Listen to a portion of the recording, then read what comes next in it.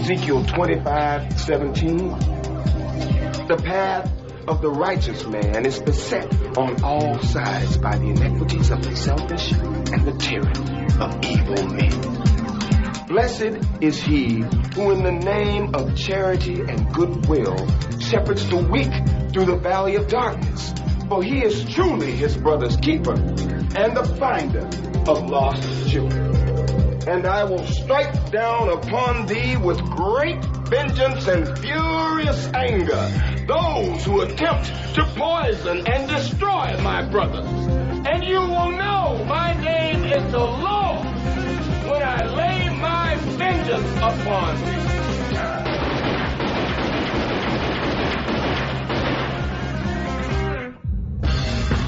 Only a Carpathian would come back to life now and choose New York. Tasty pick. Bonehead. We were every bit the first. We live, we breathe, we sweat, we paid the price to be the best. Never been about the boys in the office. The boys that have gone out there night in and night out, doing everything they could to be the very best at what they chose to do in their life. Those boys are here tonight. Well, I must have been away too long because my feelings are dead. I feel no remorse. I only am who I am because I was born that way. I have a gift, and I am trying to not be selfish about it, but to use it. My job consists of basically masking my contempt for the assholes in charge. And at least once a day retiring to the men's room so I can jerk off while I fantasize about a life that doesn't so closely resemble hell. It's my house, and if you don't like it, get the fuck out. Grab a dog. I took him, and I kicked the shit out of him. And I all day long, I put up a dog's ass. Just bang, bang, bang up his ass. That's my pleasure. Go back to bed, America. Your government has figured out how it all transpired. Go back to bed, America. Your government is in control again. Here you go, America. You are free to do as we tell you. You are free to do as we tell you. You are free to do as we tell you. Sometimes shit happens. Someone has to deal with it. And who are you going to call? Oh, you guys like to tell jokes and giggle and kid around, huh? Giggling like a bunch of young boys in a school.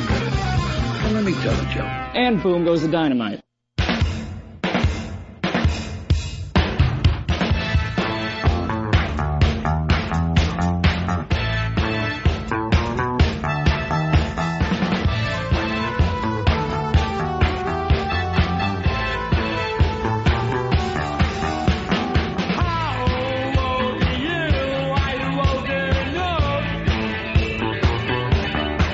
Should you be here watching?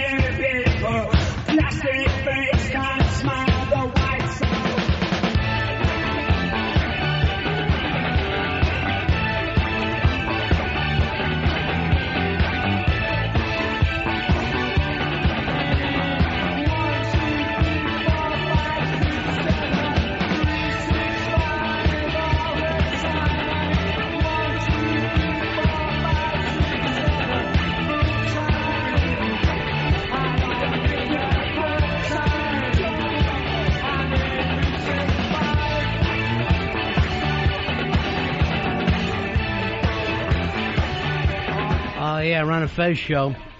I forgot we were even doing a show there for a minute. I just felt like I ate a dolphin. I was popping around the room, and then suddenly I went, oh no, we've got to do a show. Ron and Fez show today. I'm Ron, there's Fez. Hiya, buddies. Earl in the house music. Hello, everybody. Earl, I think that's the first song you've ever played twice as opening song. Really? Yes. Satellite's largest library has run out. We're into reruns now? Yeah.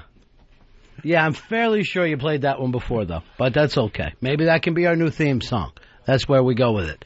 Fezzy, big news today. The Jean Bonnet case has been taken care of after all these years. It's wrapped up like cold case, and we were all wrong. They should have gotten that girl with the blonde mullet on this case off of CBS. John Carr has been arrested in Bangkok. He's a former California school teacher. He's confessed to killing JonBenet Ramsey back in 1996. So he's in Thailand, which is, you know, a dead giveaway for the guy who likes him young. Yeah, he was under suspicion for some sort of child sex charges there when he confessed to killing Little Miss Colorado, JonBenet Ramsey. So the only way they caught him is that he brought it up. Yeah, he confessed. They said he confessed to aspects of the crime. So, like, he knew stuff that only investigators would know. Now, if you look at this guy, any of this footage of him on TV, he doesn't look strong enough to be able to kill a 6-year-old. Who, Dan Chapelo? I think he could pull this one off. I know you got that joke, I'm sure. But I enjoyed. Yeah, I'm sure you and Vinnie Montello are both laughing away at that joke. But, yeah, well, you know, you had to be 10 years younger when this all went down. I don't know.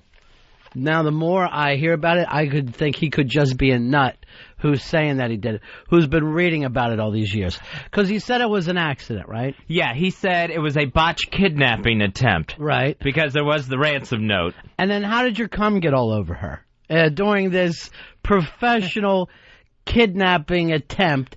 And why are you saying that you loved her? It just doesn't make sense to me. A lot of it doesn't add up. One of the things was he said he went and got her at her school and took her to the basement. Yeah. That makes no sense whatsoever because it was the night after Christmas. I think we're talking about a kook here. I don't think he did it all. I really don't, Fez. That's just my gut feeling. Hey, Eric, you're on Ron and Fez.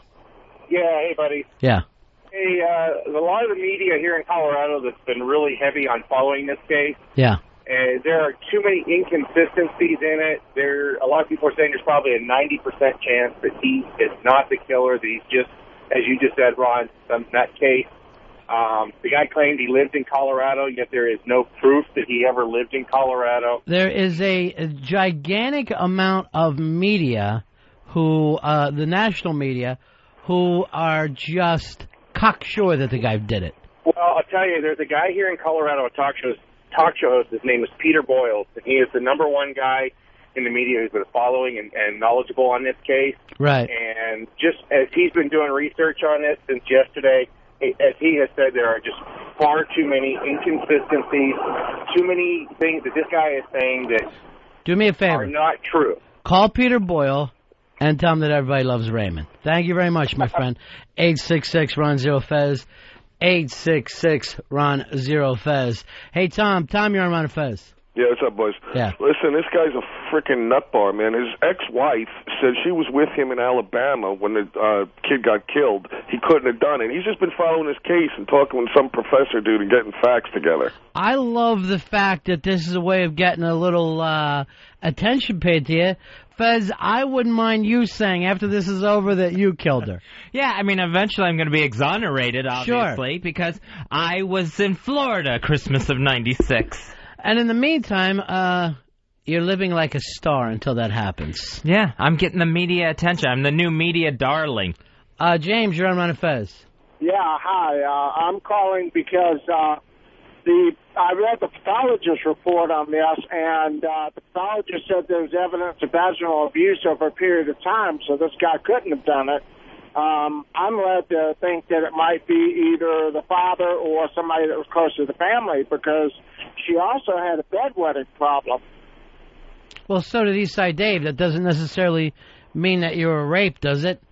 No, but it's, bedwetting problem in young children lead to some form of abuse of some sort, whether it be physical or mental. All right, Eastside, come on in here. Eastside pissed the bed until he said he was like 15, 16 years old.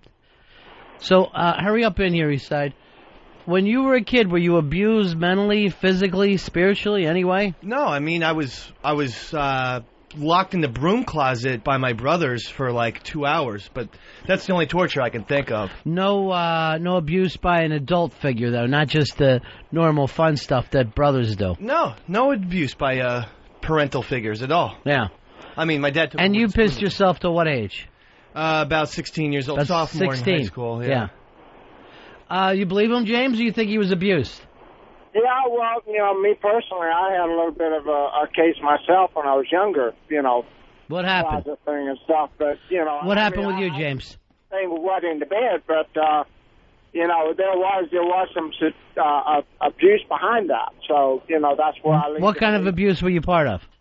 Well, it wasn't sexual, it was kind of a mental abuse. It was a fear on the dark. I was locked in like a basement with no lights and that type of thing for a couple hours. So, you have that perpetual fear of the dark that makes you afraid to do anything but stand in one place or something because you're afraid something's going to get you. So was that you too, Dave? Well, it really was a very significant event in my life. My brothers put me in a broom closet. It was only 2 feet wide.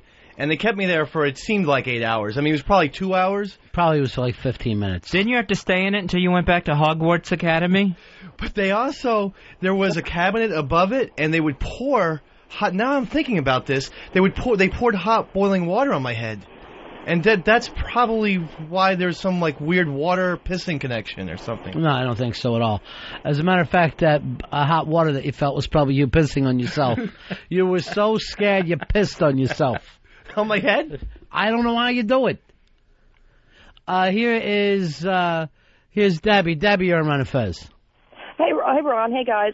Maybe we're not giving this guy enough credit. Maybe he would like to come back to the United States and have the trial drug out rather than face the charges he's going through in Thailand. What kind of charges against him in Thailand?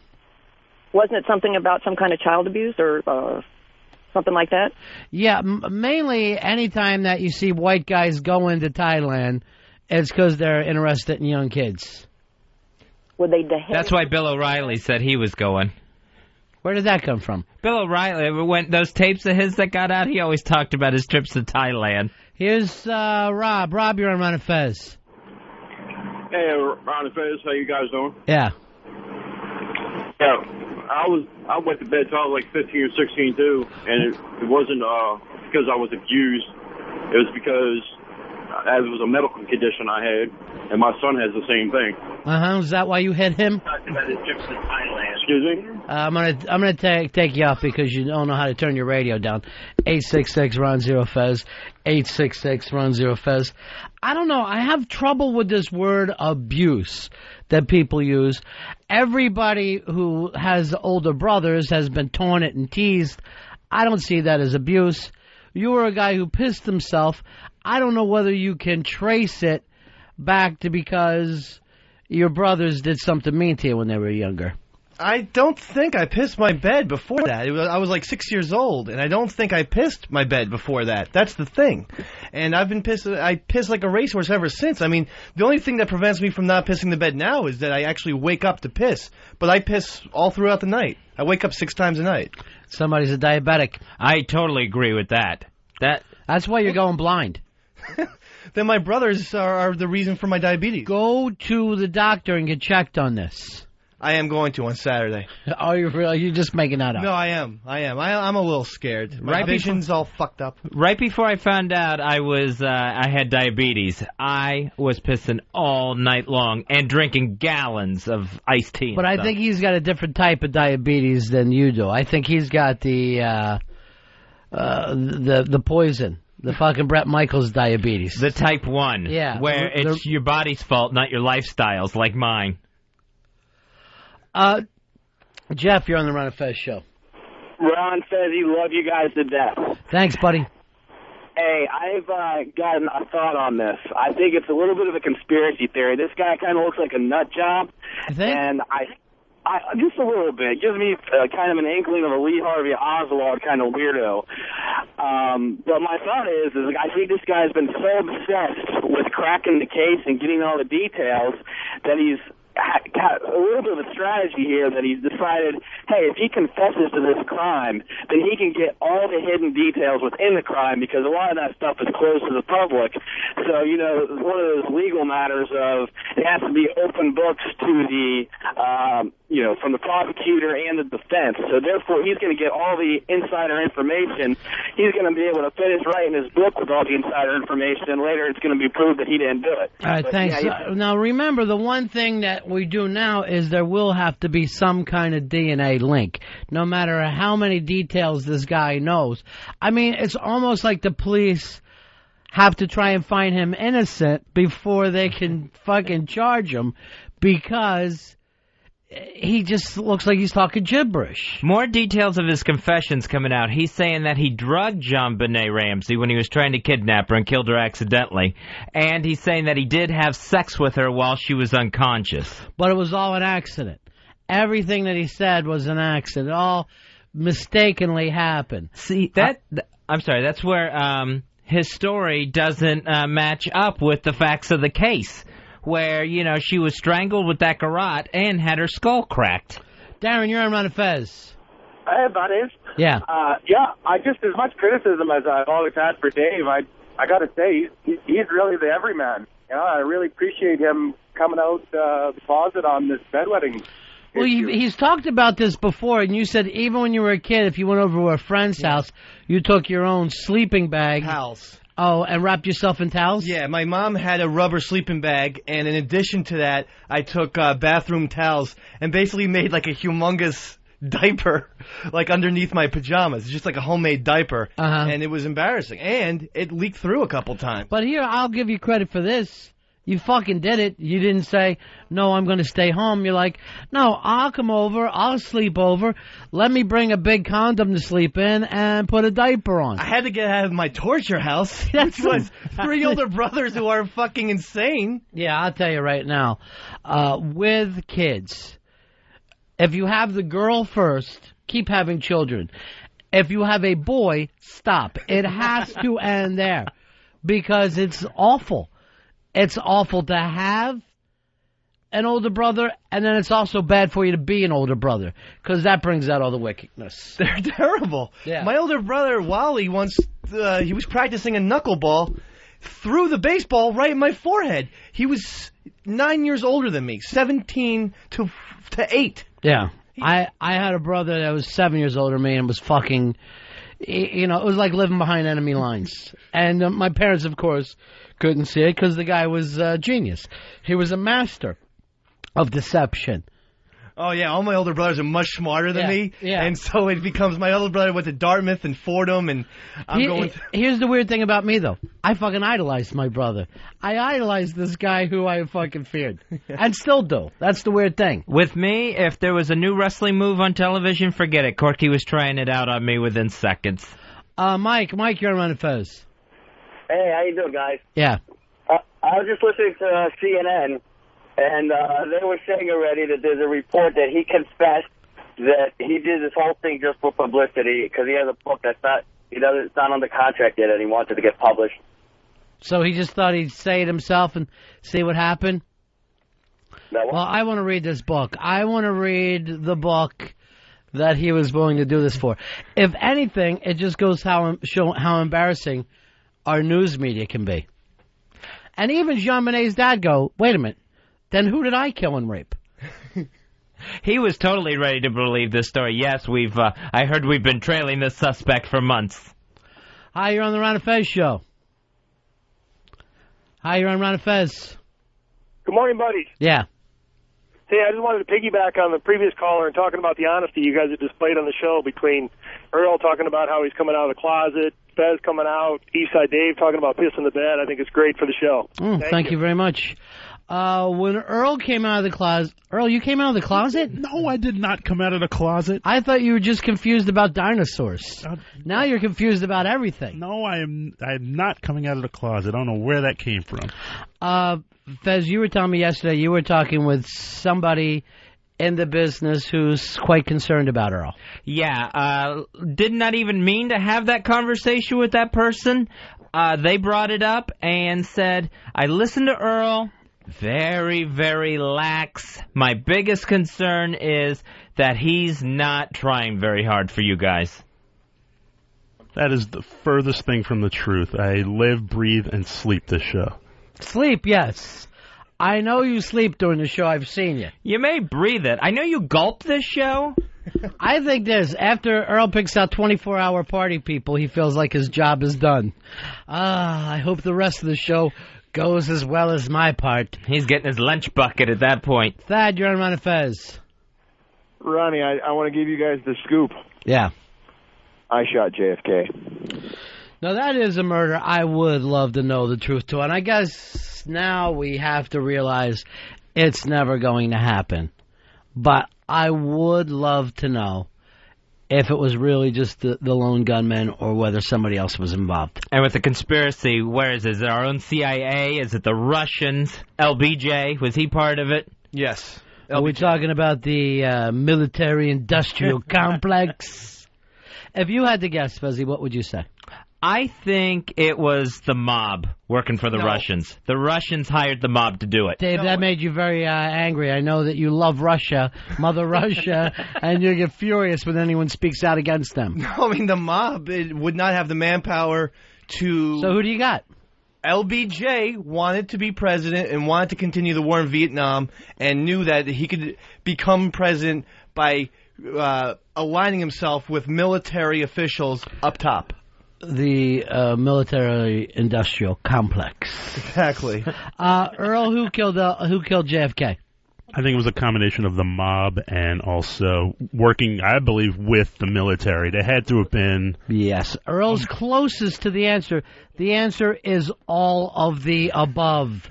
All of them were involved. Why the mob? I don't understand. I mean, I know... The mob has contract killers, basically. But I know Bobby Kennedy was against the mob, but why? JFK fucked them over after they went and handed them the election. Exactly. They helped him sway to the election, and then Bobby went after all those guys and deported Sam Giancana. He went after them, essentially, which basically they reneged on a deal. Rick, you're on the Ron and Fez show. Yeah, getting back to John Bonet. I think that parents were probably pimping the kid out. Well... You know, they have these beauty pageants, which are very, very odd. A 6-year-old beauty pageant is odd. But do you think that a lot of these parents are pedophiles in this? I think perhaps so. The whole pageant lifestyle is very disturbing in itself. Yeah, it is. It is nuttiest stuff I've ever seen, I think. I forgot how creepy that footage of her in full John Benet Ramsey in full drag queen makeup was from when she first got murdered. That stuff they showed. And it's not like that was, just this one family or this one area. That happens across the country, and those people love that stuff. They're crazy about it. And they'll go, "Work it, sister!"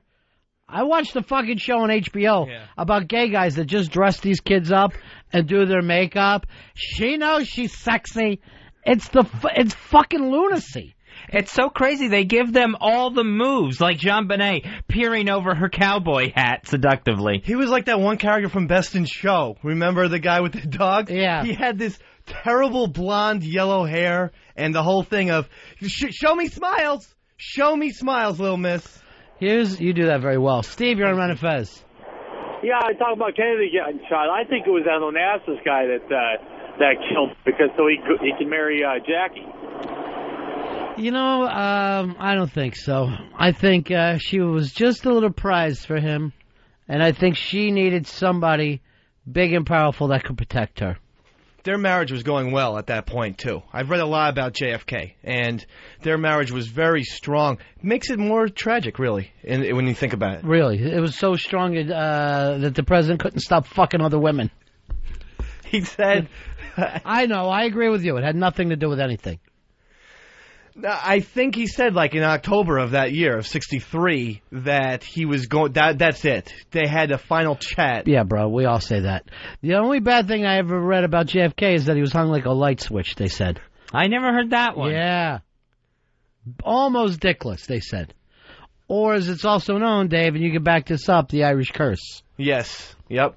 There's definitely... Maybe that's why you're pissing yourself all the time. You don't have enough to hold it in. There's not enough equipment there, not enough cork for the bottle. I'm open to possibilities. I mean, maybe. Here's Phil. Phil, you're on Ron and Fez. How you doing, Ronnie? How are you? Don't worry about that. How are you doing? Good, good. Listen, on the Warren Commission, about JFK, there's a lot of stuff that apparently is, as to what exactly happened, but they sat on it and continue to sit on it. They said, I think it's 50 years before they were going to release it. I have very little trust in the Warren Commission and what has even been put in there and even sealed. Even the sealed stuff, because I don't think those guys, like Gerald Ford, want themselves to look like idiots for history's sake. It's the Warren Commission was sanctioned by the government. It's going to be what the government wanted in there. You're not going to find anything new when all that stuff gets released. Chad, you're on Ron and Fez. Hey, Ron, I miss entertaining Fez. Yeah, well, those were good days. You'll be back, though, right, Fezzy? I'm back. I mean, like the old you Fez. Know what? I think Eastside Dave just pisses himself because he's just too lazy to get up and go. Well, why don't you just put a cup over yourself? Why don't you do this thing like Fez has where you put on that condom at night and sleep? I really am going to look into that. Do you know where I could find a... You've probably got 100 at your house, right, Fez? No, I don't have any. Well, I thought you told me that you used those before. The external catheter? Yeah. I used it once in the hospital after the heart attack. I need a colostomy bag, too, because I shat myself like 3 weeks ago. When? I had been drinking. It was a Saturday night, and I had been drinking, but I woke up with diarrhea, and I was just horrified. I know we talk about your drinking problem. Yeah. And you swear that you don't have one. Yes. But, I mean, you drink until you shit yourself. That's fucking hobo drunk. You know what I'm saying? That is not a normal person. I wasn't proud of it. No, I know. I want you to try to go back to square one. All right. I had so much to drink. Yes. That you what? Shat myself. Right. You shit all over yourself. You shit your you shit the bed, as they say. I really did. You don't see that as a drinking problem. You don't see that as a guy who cannot control his alcohol. Well, I got to blow off steam on Friday nights. By shitting yourself. Saturdays, too. That's the only way that you can take the pressure off, is to wake up in a bed full of shit. Well, they got to fucking legalize marijuana already. I mean, seriously. I never have any problems with that. Well, there's no one to stop you from finding marijuana in Queens. I'm not going to get arrested, though. That's all I need. When's the last time you heard of a guy getting busted for pot? David Lee Roth in the... What year was that, 82? 83? You're in fucking NYC, my friend. We don't have time to slow things down. Do you think you have a drinking problem? Oh, Friday and Saturday nights, yeah.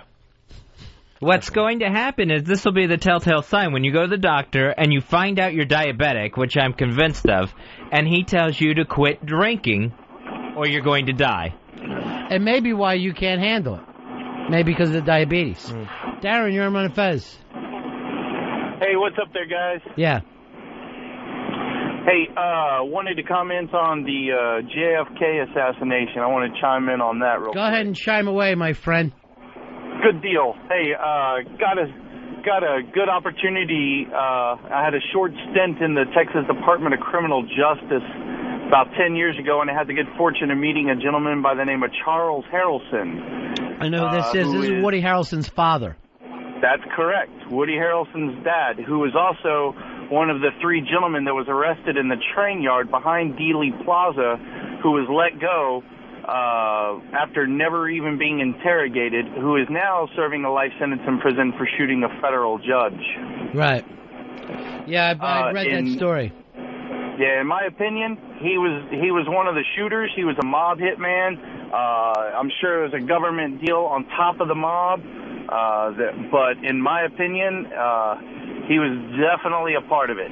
All right, thank you very much. Coincidental, that cat's crawling around. Thanks, guys. Good Peace. show. Yeah, what confuses people is they think that somehow the CIA or even FBI is always on the other side of the fence from the mafia. Oh, that they want to stop the crimes. They want to, sorry. Brian, you're on the Ron and Fez show. Yeah, hey, Ronnie. I miss Omerta Fez. You miss what? Omerta Fez. Yeah. All right, the CIA hired the mafia to assassinate JFK. And I say this because back during World War II, when the CIA was the OSS, they had Lucky Luciano defeated back to Italy to help them get the resistance into Italy. Yep. All right, thank you very much for reading books. Here is Billy. Billy, you're on Ron and Fez. Hey, Miss Sheepy. Yeah, me too. I just wanted to talk on the JFK thing. Right. My one source is Ron Bennington, and I remember him saying that it was the Masons that did it because JFK was the only president that wasn't a Mason. Well, and, Ron Bennington's word is gold to me. You know, here's the fact of the matter. We've had one president in history who was not a Mason for being Roman Catholic, and they put him in his grave. They blew the back of his fucking head off. And what's that tell you?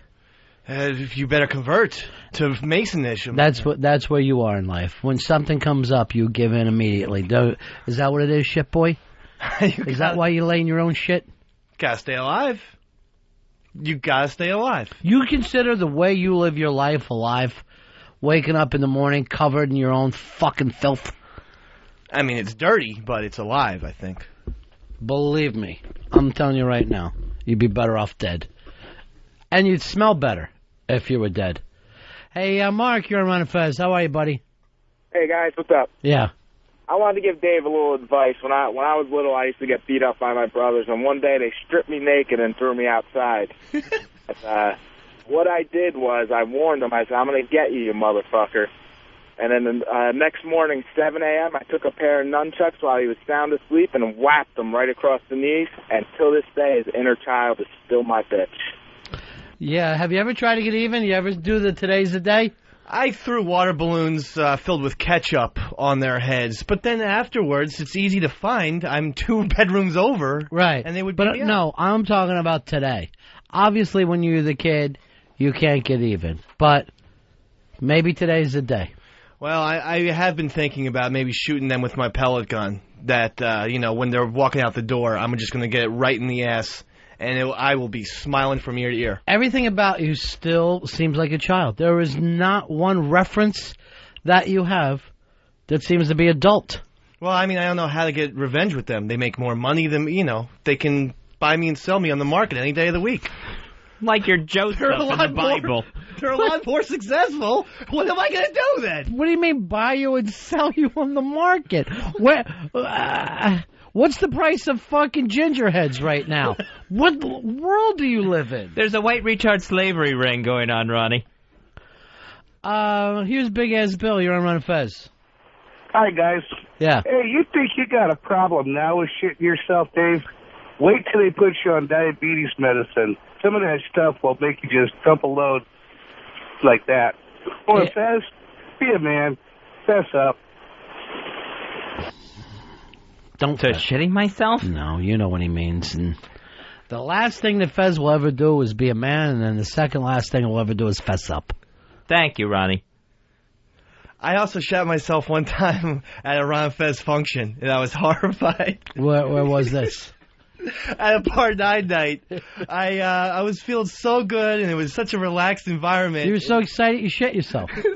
I thought I had to fart. I mean, I don't like to talk like that, but I thought I had to pass gas, and I actually shat myself, and I was horrified that you guys were going to, smell it. So I ran out there. It was like 10 o'clock at night, and I left. And I always would stay till like 2 o'clock, 3 in the morning. Yeah. So that was the one night that I had to leave early. How did you ever get in this fucking place with us? How did you replace Harry? That's what you're worse than Harry. And I didn't even think that was possible. You know, I've relaxed my head, my shoulders, my neck, put my feet up, relaxed my legs. I've never relaxed my bowels. You never shit yourself, right? And you know the things he's done to his asshole over the years? Yeah. That thing's got to be fucking wide as a goddamn drain pipe. I had to drive home in my car with shit in my pants the whole Crying. time. What is wrong with me? What is wrong with me? Oh, yeah, my brothers kept me in a closet. The whole time I was thinking, I think Ron probably smelled it. Oh, man, I hope he didn't smell it. You never would have got in here. You know I fucking had no idea. You shit yourself, because you never would have got in this fucking room. That's why I left. I'm glad. Here's your buddy, Fez. Matty Friday. Say no, Matty. Gentlemen, how's it going today? Good, pal. The problem with the John Benet Ramsey case is that the Boulder police put out so much misinformation trying to get the Ramseys shaken up to confess to the crime. Yeah. Is that nobody knows which way is up with all the details that are out there. Even with Carr being arrested last night, stories have come out that there's a DNA match and all this information again with everyone saying, oh, he couldn't have done it. He was with me in Alabama. He was with me in Atlanta. No one knows what's going on. And the problem is because the news is jumping on it, more disinformation is getting out there, and everyone's just getting confused. So, well, I mean, the thing is, I've been to Boulder. The Boulder police is like saying Mayberry police. They got the one sheriff, and then they got a deputy who only gets one bullet. So they're way over their head with this deal. Their big case was the goat that ate dynamite. But they have DNA on John Benet from the abuse, I believe. So hopefully, you know, if they match the DNA to Carr, then it's a done deal. But if this guy's a detention whore, then we'll go from there. Yeah, he definitely didn't do it. Now I'm 100% sure. 100%. Just having a chance. My initial thing was, oh, this is bullshit. But having the chance to talk it out, no. It's crazy talk. I thought one of the bad things about this whole case is the extremely high pants Thailand sent him back to the United States in. Apparently they don't have small enough sizes over there. Hey, Earl, did you ever fall for the Martin Luther King explanation of how he died? No, because it just, there was too many little weird holes in it as far as like the lone gunman and you knew how big a figure he was, and he steps out on the balcony. White people are so scared of black people. First of all, he was a minister and a great man. It's that figure. White people are so scared of black people. If anything, in those days, I'll accept Figaro. Now, James Earl Ray, that was the guy that was accused of killing the figure. White people are so scared of black people. He did our show by phone one time, right? Because he was looking for a kidney and blah, blah, blah. Were people going to let him out to get it? And he swore, I think he had written a book about how he was a patsy, just a stupid patsy. And we're like, obviously we weren't believing him. This was, 15 years ago or something. So he says to us, look, I'm in this prison, general population, with all these black guys. How come I haven't been killed? I go, I have no idea. He goes, because not one person, not one of these fucking guys thinks I did it. They all know I'm just a fucking moron that got set up. And I'm like, I never occurred to me, have you always heard of, boy, when this so-and-so gets to prison, he's going to get killed, blah, blah, blah. If there was ever a guy you would expect it to get whacked, it would have been the guy who killed Martin Luther King. And everybody left him alone, let him go get his own hot lunch. I definitely believe in Manchurian candidates. I definitely believe in that. Well, it's very weird in the 60s in particular. In so many of those assassinations that it seemed to be the lone crazy gunman that, even that Sirhan that killed Bobby Kennedy, like later he's like, what? I don't even remember anything.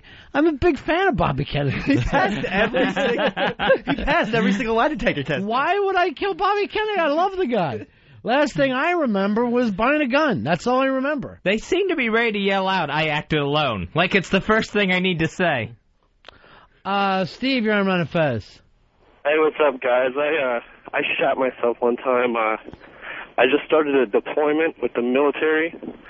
Coming back from lunch, and as I sat down to crap, it shot out into my underwear. All right. So I didn't want to be known as the guy that shot himself all year. So while there was a guy 2 stalls down from me, I had to slowly tear the underwear away from my body so he didn't hear. And then once he left, I got up, put it in a paper bag, and ran down to the dumpster. So it was a successful mission all in all. Steve, I'm going to put you on hold, and you and Eastside Dave can talk to each other and slowly run batches. I've heard of shooting yourself to get out of the Army, but never shitting yourself. Sean, you're on the Ron and Fez show. Hey, boys, what's going on? Hey, buddy. Hey, listen, 2 quick things. Number one, I think I got a theme song for the shitting problem. Yeah. Just like you had a theme song for death the other day. How about Spirit, nature's way of telling you something's wrong? Nice. Number I'm always 2. ready to salute Randy California, Fez. Remember, we talked about him not too long ago. Hey, number 2, I definitely agree with a lot of these callers as far as the, and you guys as well, as far as the mafia connections and this and that. I won't beat a dead horse. But also there was another offshoot of that, and I believe once Cuba was closed down effectively, because Havana in its heyday had all the, the paisans are down there, they're throwing their money around, gambling, this and that. Mm-hmm. And I think that was a big part of it as well. Once the casino trade had a stick shot through its heart. All right, that's enough. Thank you. Thank you for the call. Where are you going, Dave? He's psycho. Where are you leaving? Red lights. All right, I want to ask if anyone saw this during the Jean Bonnet coverage. Going into Larry King last night. Yeah. Paula Zahn is throwing it to Larry King on CNN. His guest is going to be John Bon Jovi. She says, coming up next to Larry King, Jean Bonnet Jovi. Jean Bonnet Jovi, she says. Why didn't he come out in a little cowboy cap just fucking singing to everybody? He's got the same haircut. That goes to show you, these news people, they can only hold one story at a time. Now, remember when we were like, Jesus Christ, because Israel invades, our war's off. Now Israel is out of the news. It's 24-hour news. MSNBC, Fox, CNN. You only could do one story during those 24 hours? And I hate to tell you, and I know people care about this Jean Bonnet thing as entertainment. It doesn't fucking matter, really. People get murdered all the time and don't get this type of coverage. I was watching MSNBC coverage of it yesterday afternoon, and the woman anchor that was doing it, she had a legal expert on the phone. She's cutting him off, saying, we have no more time. Thank you for being with us. We have to go to this other person. She goes back to this original guy she cut off 5 minutes later. And it made no sense to me whatsoever. Why are you cutting him off now when you're keeping him there in the studio to talk again? Now, country singer Troy Lee Gentry, he's part of a country music duo, I think Montgomery Gentry.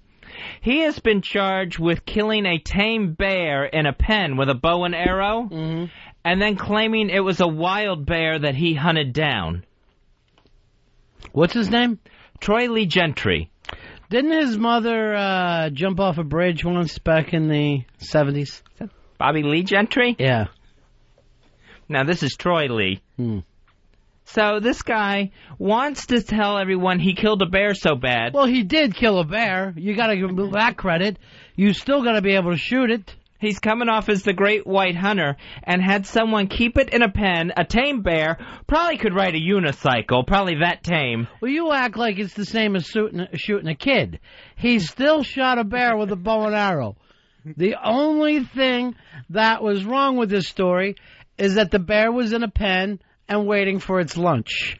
That's the only part of it. So I think he's facing $20,000 in fines, possible 5-year in prison for shooting a bear in captivity so that he could have a mounted bear in his house. I remember one time when I was a kid, some guy during deer season went in and shot a deer in a petting zoo. And I think it was in Norristown. Walked into the petting zoo. Fucking Philly. Shot the fuck. Why? I don't see this guy being from Philly. You know, why drag down a city because of one guy at a petting zoo? Where did this all happen, Fez? I think it was Texas. I'll double check on that. But, I mean, you're acting like, I know that you like animals, right, Fez? Yeah. But, on the other hand, I don't see you being able to do this. I don't think you could have pulled it off. I don't think you could have killed this bear. I wouldn't have wanted to kill this bear. I couldn't kill this bear at close range with a bow and arrow just to say I killed a bear. Okay, so here's my point. Having a high moral ground doesn't make you a better hunter, my friend. If anything, it makes you worse. This actually happened in Minnesota, is where it happened. The Minnesota Wildlife Connection. Because there's no bears around there you can find on your own. The bear named Cubby. Nice, real original. From a petting zoo, I think it was. Okay, but don't think that same bear wouldn't maul you. I'll guarantee you right now, there's been little kids mauled by bears. Bears aren't as brave as you let on, Fez. And then this Troy Lee Gentry, he also allegedly had a videotape edited specially together to make it appear that he was out in the woods hunting down this bear. I'll spend $50 for this tape, Earl. Find it. What an elaborate plan just to get a bear head up in your den, in your house. Earl, find us a little bit of their rock. What are they called? Montgomery Gentry. Montgomery Gentry. See if they've got any rock happening right now. I think the big hit was Good Clean Fun. Yeah. I killed me a bear when it was only 3. Who is he trying to impress? Me? I'm impressed with any guy that could kill a bear with a bow and arrow. So he's going to send you the tape? I mean, he doesn't even know you. No, he's going to show it to his friends, the chicks.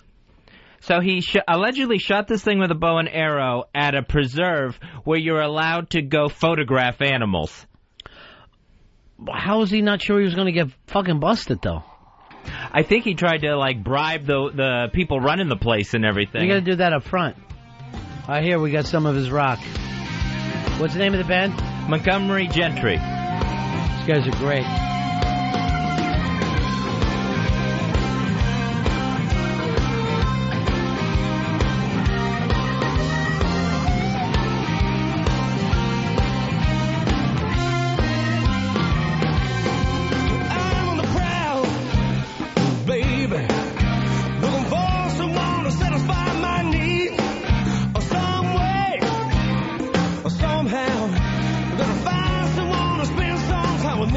All these new country artists sound like they should be playing on Sling Blade's porch.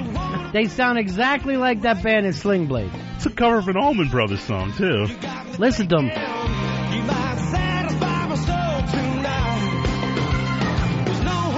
Well, their point is always if the Allman Brothers and the Eagles came out today, they'd be country. Here's Joey. Joey, you're on Ron and Fez. How are you, pal? Hey, how you doing? Yeah. Hey, how's it going, Ron? Everything's fine, Joey. Hey, Fez, what's going on with Opie? Well, I'll tell you this. I'm still here today.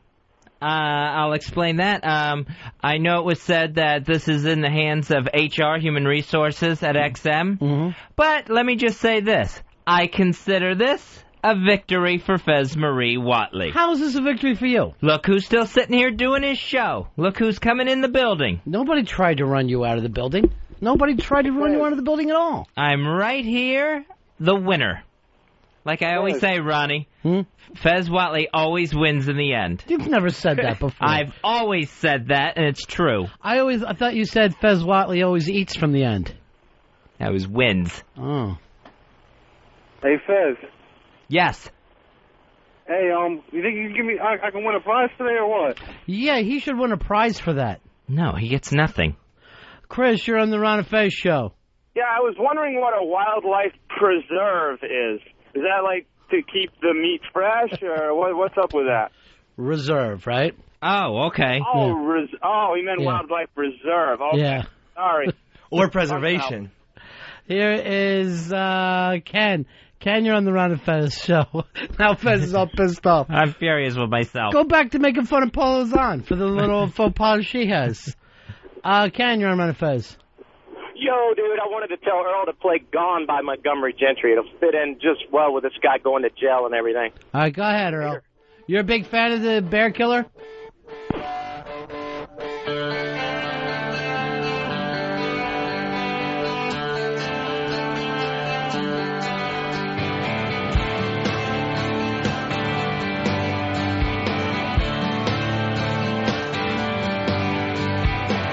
This ain't no temporary, typical, tearful goodbye.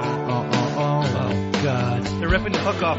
This ain't no breaking up and waking up and making up one more time. This is gone. Gone. Gone. Gone. Gone. Gone. Gone like a freight train. Gone like yesterday. Gone like a soldier in the Civil War. Bang, bang. All right, Earl, seriously. Right now, I fucking feel like the bear is the lucky one. I would rather be shot with an arrow than listen to this stuff. It's got an arrow through its head like it's Steve Martin. Holy shit. That is awful. It's terrible what those people think entertainment is. Those country stars love transportation. Everything is a train or a horse or their truck. Enough. They ought to get in the truck and get out of there. Get the fuck out. Find some buildings. Jesus Christ, it's awful. Kevin, you're on Ron and Fez. Yeah, this guy's like the fucking Milli Vanilli of bear hunters. Complete fraud. All right, see, now to me, that gets you set into the big-ass prize closet. You are bullshit when you act like, hey, I killed a bear, but after my brother tied him to a chair. He's going to get a copy of Arrested Development Season 3. That's courtesy of Fox Home Entertainment. Arrested Development Season 3. It's all time. You're on Ron and Fez. Hey, Ron and Fez, how's it going? Good.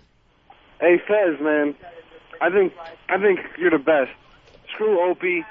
Don't even worry about it. All right, stop it, everybody. I don't want to get this thing started again. Thank you, Tall Time. You see who the winner is today. You see who's sitting here loud and proud. You know what? Yesterday you were the victim, and today you're cocky. It's annoying. Exactly, because I was proven, I can't go into details, but I was proven to be in the right.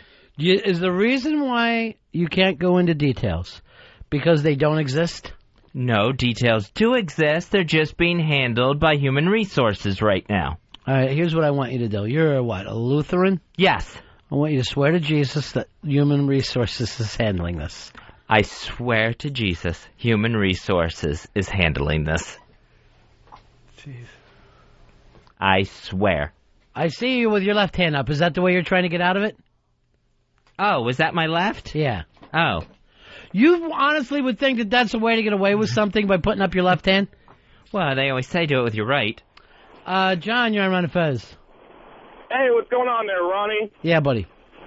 Hey, I heard on the Opie and Anthony show this morning that the mob hired Opie and Jimmy to rape Fezzy. Was this going to be a really big joke for you? No, it's not. Was this your chance to stand out amongst the others? You held on to it for a really long time? Yeah. Just didn't work out for you? Hey, we need to take a break here. We'll be right back in a couple moments. Ron and Fez Show. Ronnie. Fezzy. The Ron and Fez Show. XM 202.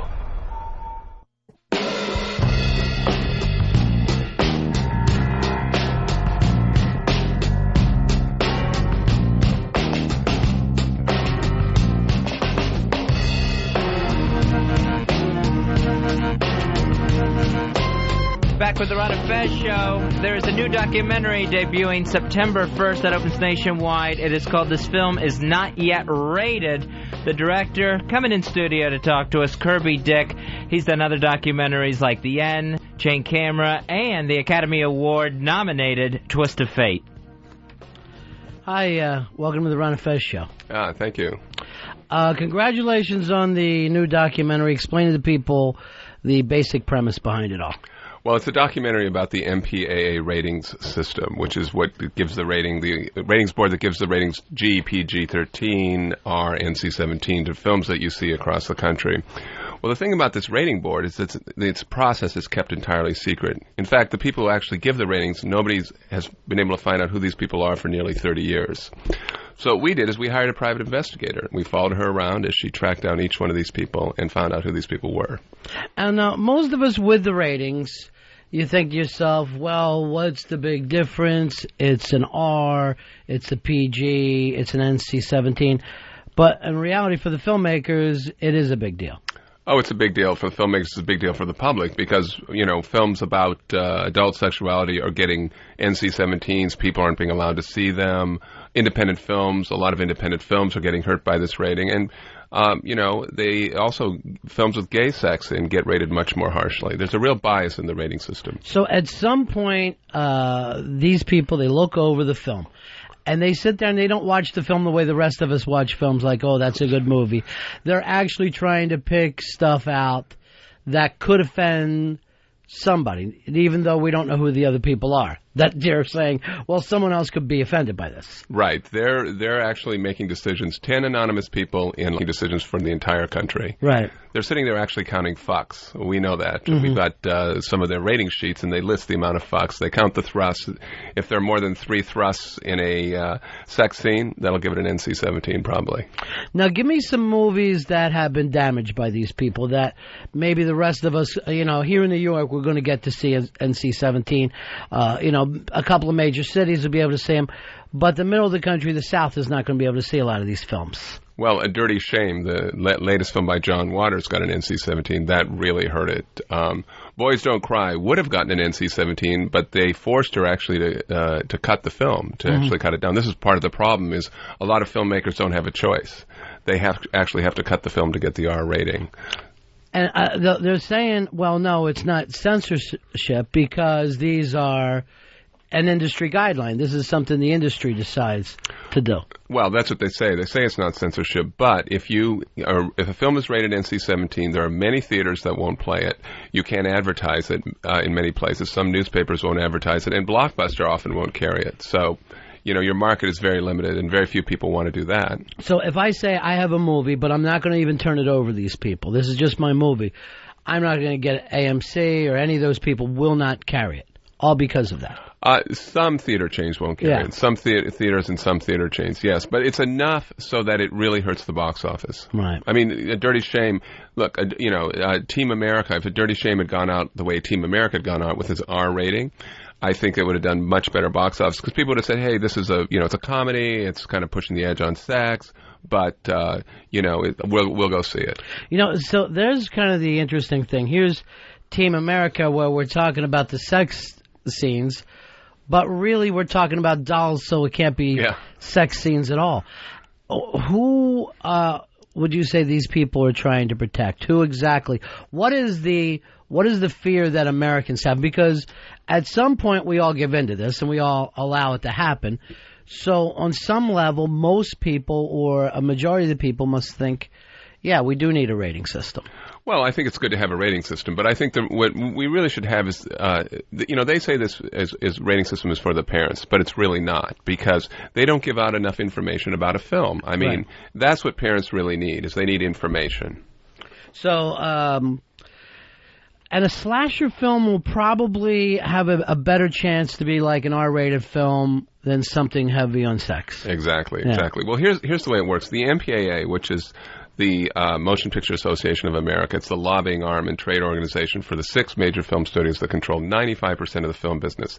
The MPAA really doesn't care. In fact, they prefer there be no rating system because that would allow their movies to get out to a wide audience. But if there's going to be one, they want to control it. And the kind of movies they make are movies targeted toward adolescents. Those films tend to be more violent. And that's why you see these violent films getting very, get off very easy in the ratings. Where their competition is the independent films and the foreign films tend to be much more about adult sexuality, those films get the NC-17 ratings. So it helps the bottom. They control the system, so they make sure that their films make money and their competition films are hurt. And that the rest, like the parents in America and even the government, just buys into this as if it's not a chance to keep people blocked out too, right? I mean, I will say this: when I first started to watch your documentary, and I'm like, well, why is he outing, Mom and Pa Kettle who run this thing?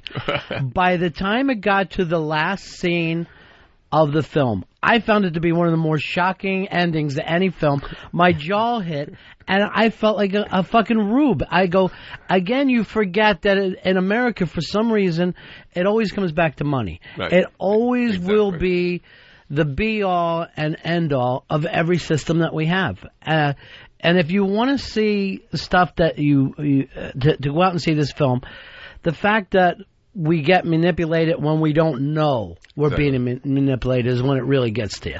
Oh, exactly, because a lot of filmmakers know they have to get an R rating, so they censor themselves. Mm-hmm. And in fact, that's why a lot of people said all American sex scenes look the same, and that's because all these directors are shooting to get this R rating. They're cramped in by this R rating. Now you look at other films like Bertolucci's film The Dreamers. Now here's a film that is really has a very interesting cinematic exploration of sex.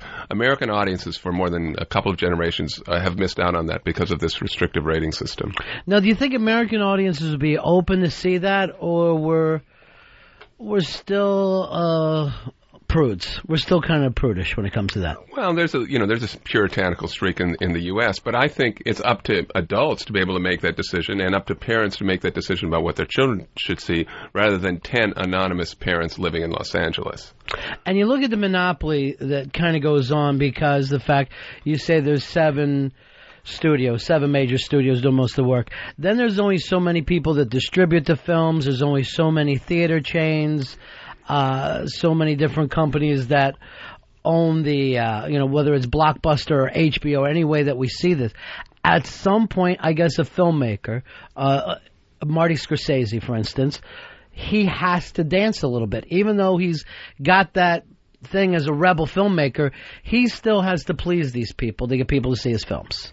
It's true. I mean, every filmmaker has to go up against this. But if you're Marty Scorsese and you're working within the studios, you have a much better advantage, because the studios, I mean, they claim that these people's names are kept anonymous to protect them from influence from the industry. But people in the studios are the only people who have contact with these raters. Heads of production, post-production supervisors have weekly contact with the film raters and have developed relationships with them over many years. So they're able to get back to Martin Scorsese and say, hey, by the way, if you want to get this through and get the R rating, you just need to change this, or maybe I'll lean on this guy a little bit to get him to change his vote. Independent filmmakers do not have that access at all. And Marty has done both. So when he does a studio film, they'll say, take the murder scene and make it 5 seconds instead of 13 seconds. If he makes his independent film, it's like, I'm sorry, it just didn't work out. They don't even tell him how to go back and edit to get past this. Exactly. And, Matt Stone in our film describes his experience with Orgasmo. And, he came in and they said, well, the ratings board gave it an NC-17, said, when he asked, what can I take out to get an R, they said, we can't tell you what to take out. That would be censorship. No. But then when he came in with South Park, they told him, shot by shot, what he could do to get an R.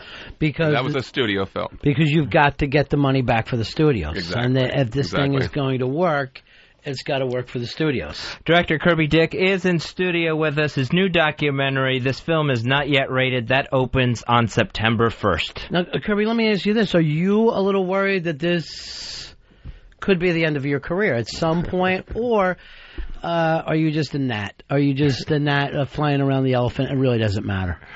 Well, I know they're a bit worried. They're refusing even to say anything about this film. Right. I think they're a little bit concerned about it.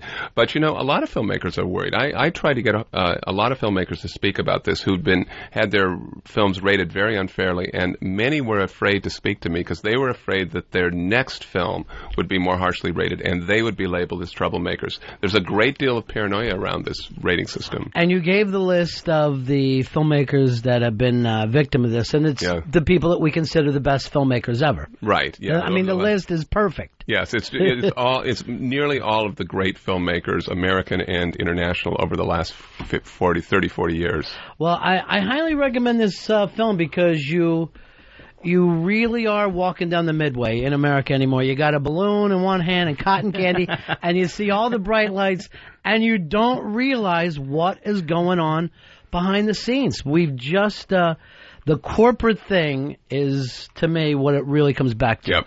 It's a lot of times that we talk about censorship, about the government and what the government does to you, but the reality is the corporations have the say anymore. Yep, I think corporate censorship is scarier than government censorship. Oh, I got to agree with you. Yeah. I got to agree, because at least with the government, you got somebody you could call on the phone. Yes. You got somebody who could say, well, we're going to vote you out. But these large corporations, you don't stand a chance anymore. They're in for life. Yeah. Same with these MPAA raiders. All right, well, thanks so much, Kirby. We appreciate it, buddy, and best of luck with it. And this is going to open wide, or is it? Well, New York and Los Angeles, September 1st, and then it goes to most of the major cities on September 15th. All right, congratulations to you, Thank my you. friend. All right, check out Kirby Dick's documentaries, of course, The End, Chain Camera, Twist of Fate, and his latest, this film is not yet rated. That opens New York and L.A. on September 1st, and you can go to ifctv.com for more information. Thanks, Kirby. Thank you. It's the Ron and Fez Show, XM 202.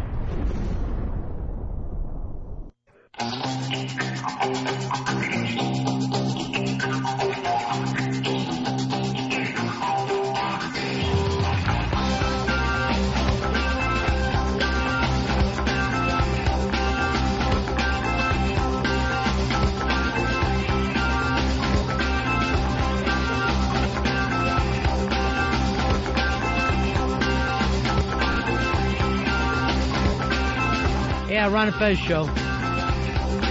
This show is rated NC-17.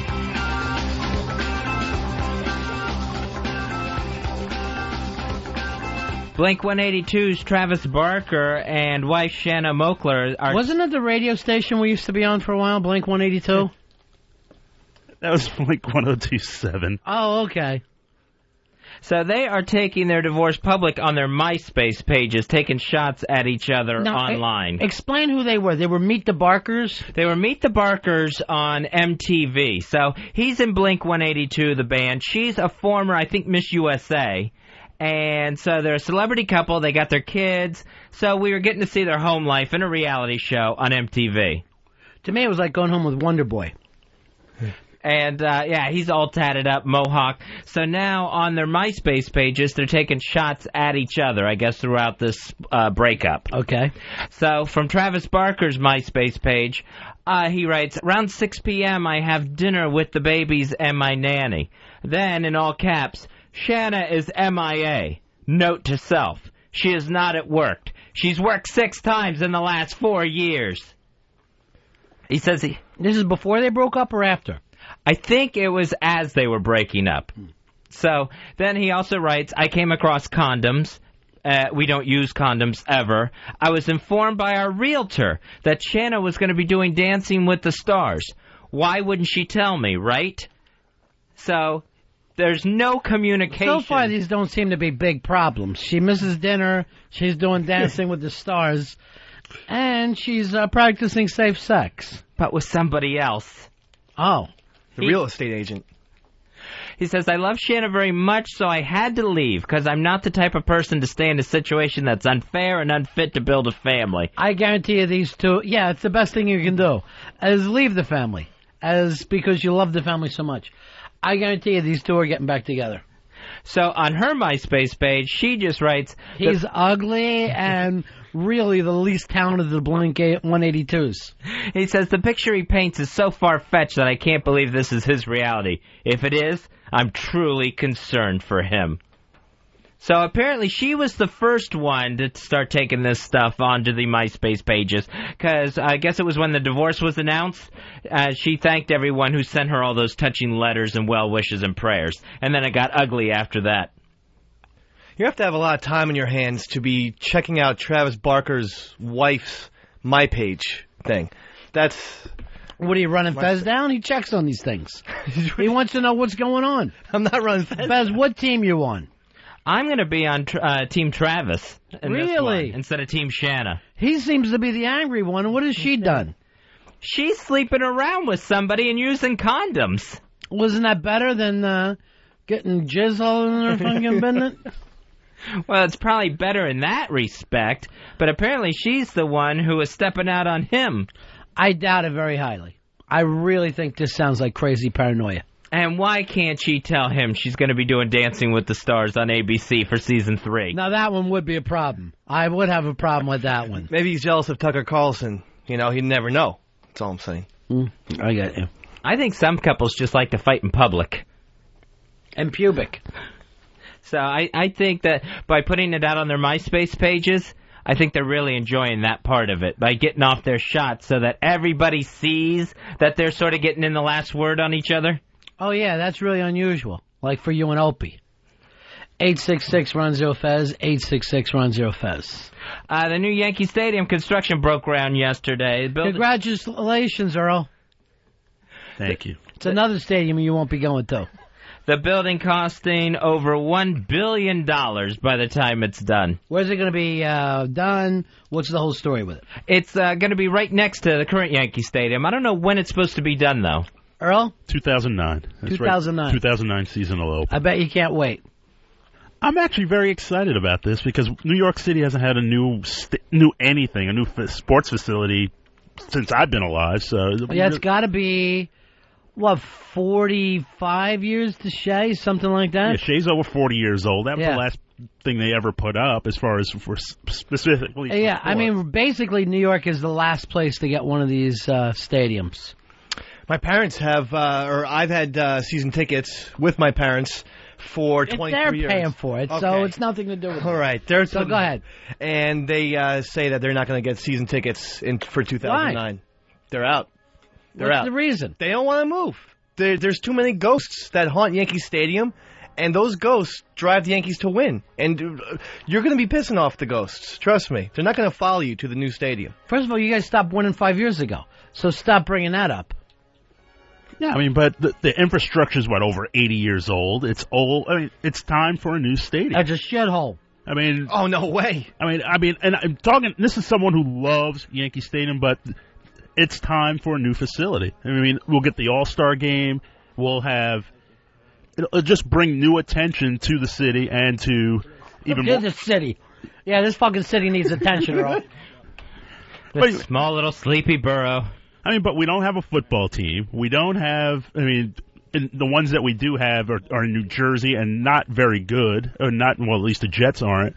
Why not have a new stadium for once? Earl, most cities do not have stadiums inside the city limits. It is kind of somewhat rare to have that. So it's not like people consider that the New Jersey team. I know, but I mean, I like a team that they actually play in the state of New York. Yankee Stadium is not going to do that for them.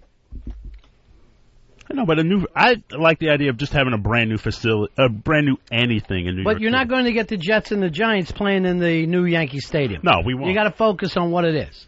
It's the Yankee Stadium. What Dave said is it hurts too much. The past is gone.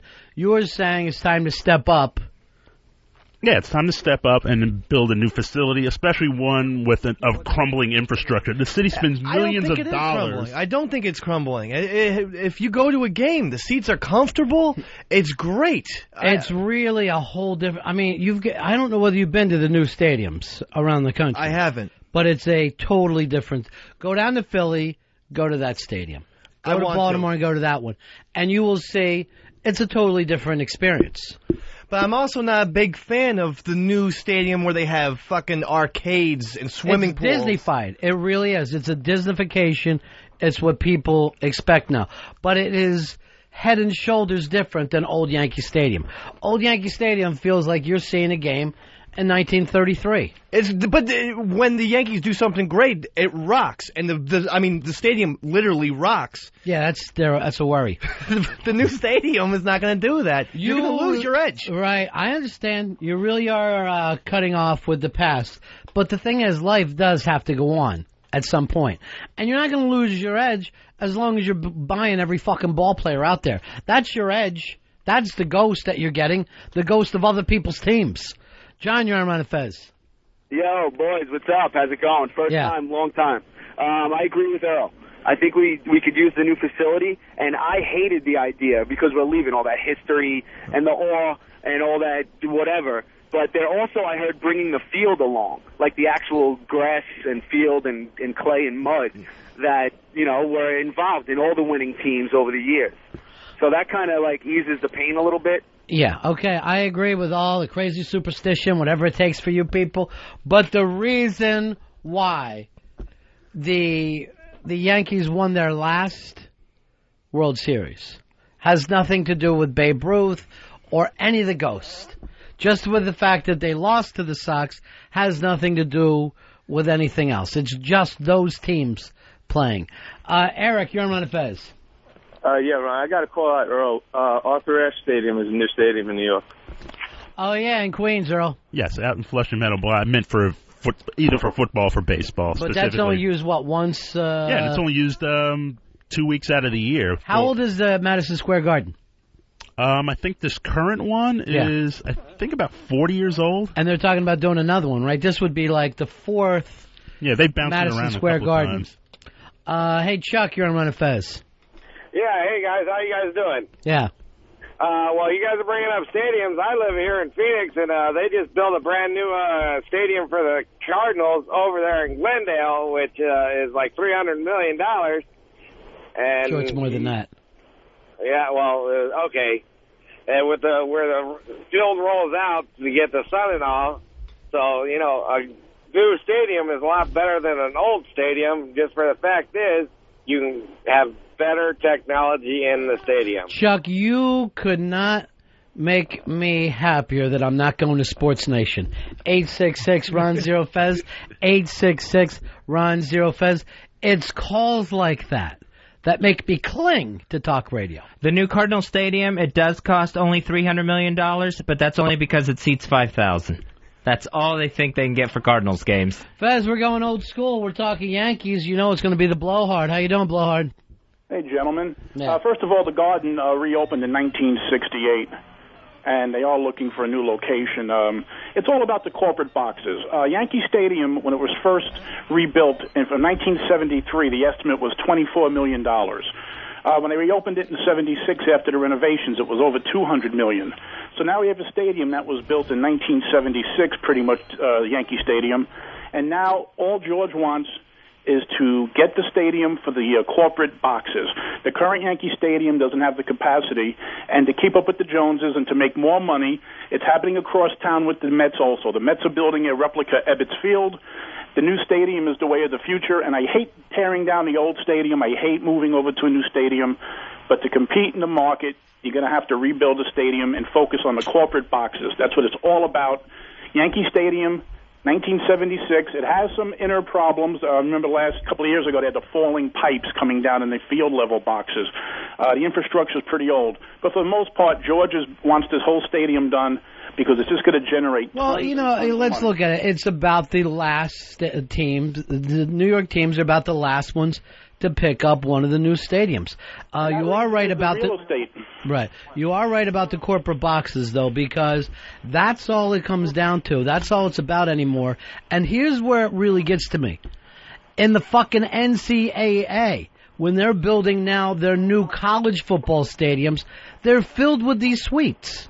What the hell does that have anything to do with colleges?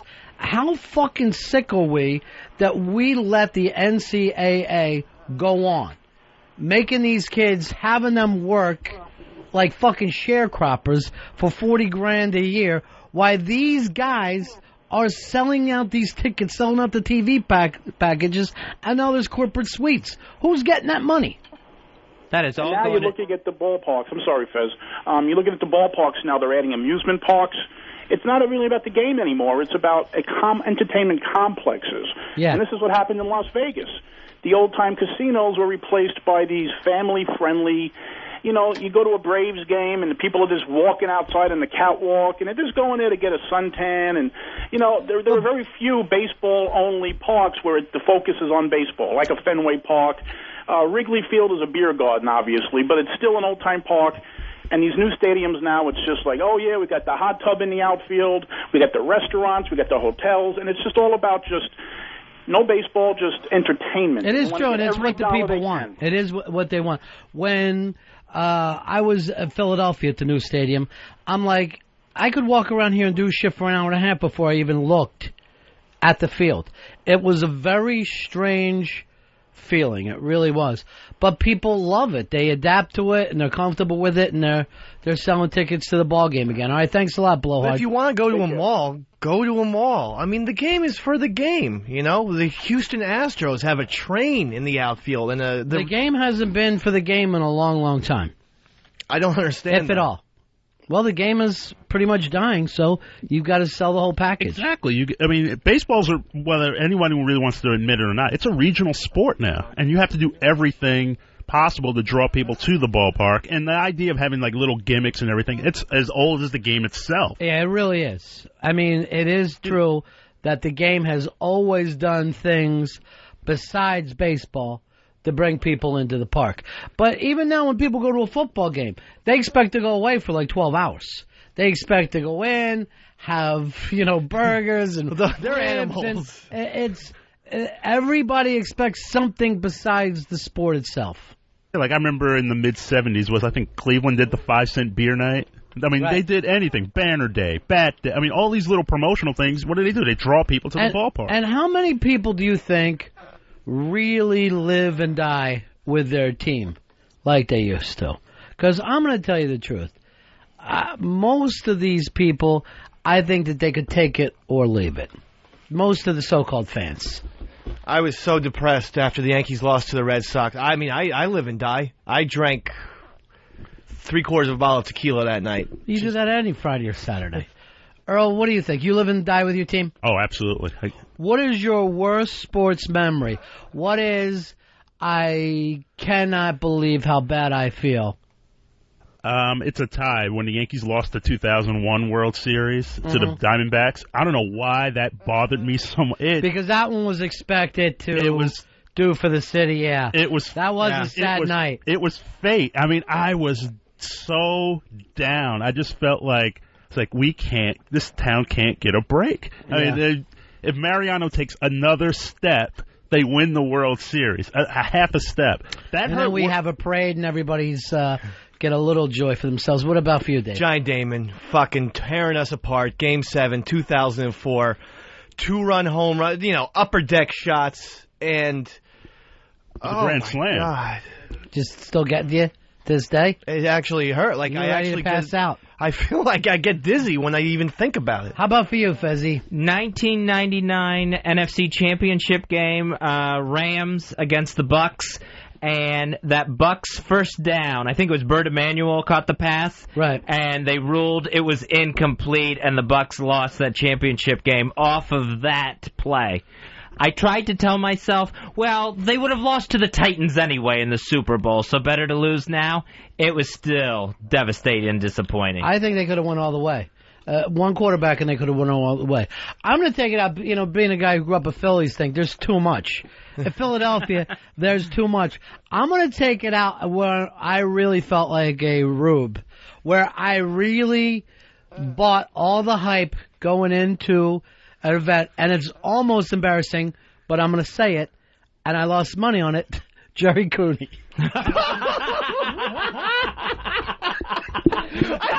I thought you were going to say Mitch Williams. No, I mean, Mitch Williams, that's a given. I've got $1 million. I've got $1 million Phillies things. But to really go, I bought in the hype. I fucking put money down, and maybe I'm just a white supremacist asshole when I sat there and watched Jerry Cooney get the shit kicked out. Great I white hope. mean, I'm telling you, when I was in school when that happened, and that was such a racially divided fight. White guys like, oh, Cooney's going to... I mean, and I had seen this guy fight. He was a statue with legs, basically. I bought into it hook, line, and sinker, Earl. You don't know what it's like to been waiting for the Great White Hope to fucking buy the stupid story about Long Island and his dad and I fucking went into the whole goddamn thing. And he got cut up to ribbons for 13 rounds. I mean, he was never in that fight. No, he wasn't. He should have never even got in. And it was so much like the movie The Great White Hype. When I watch The Great White Hype, I still watch it cringing because before it goes down, you can start to buy into it.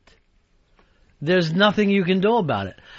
Here's Brandon. Brandon, you're on Ron and Fez. Hey, what's up, buddies? Yeah, buddy. Hey, listen, my worst sports memory, Fez might dig this, was the 2003 Super Bowl when the Bucks kicked the shit out of the Raiders. I woke up the next morning just sick to my stomach. Yeah, a lot of people pulled for the Raiders that year. They had the line was in their favor. Of course, if you're looking at franchises that people have liked over the years, the Raiders are way more national than the Bucks will ever be.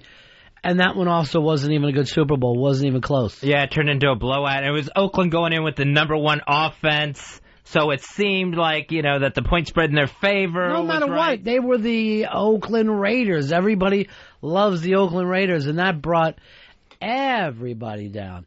Hangs left. You're on Ron and Fez.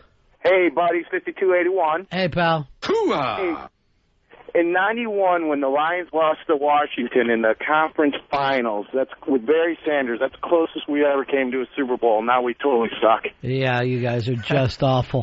Although J-Dubs is betting you go all the way this year again. And Earl Douglas. God bless his heart. You got the Lions? I think there's too much talent on that team for them not to make the playoffs. Too much talent. For 12 years. Same thing. Earl, wake up.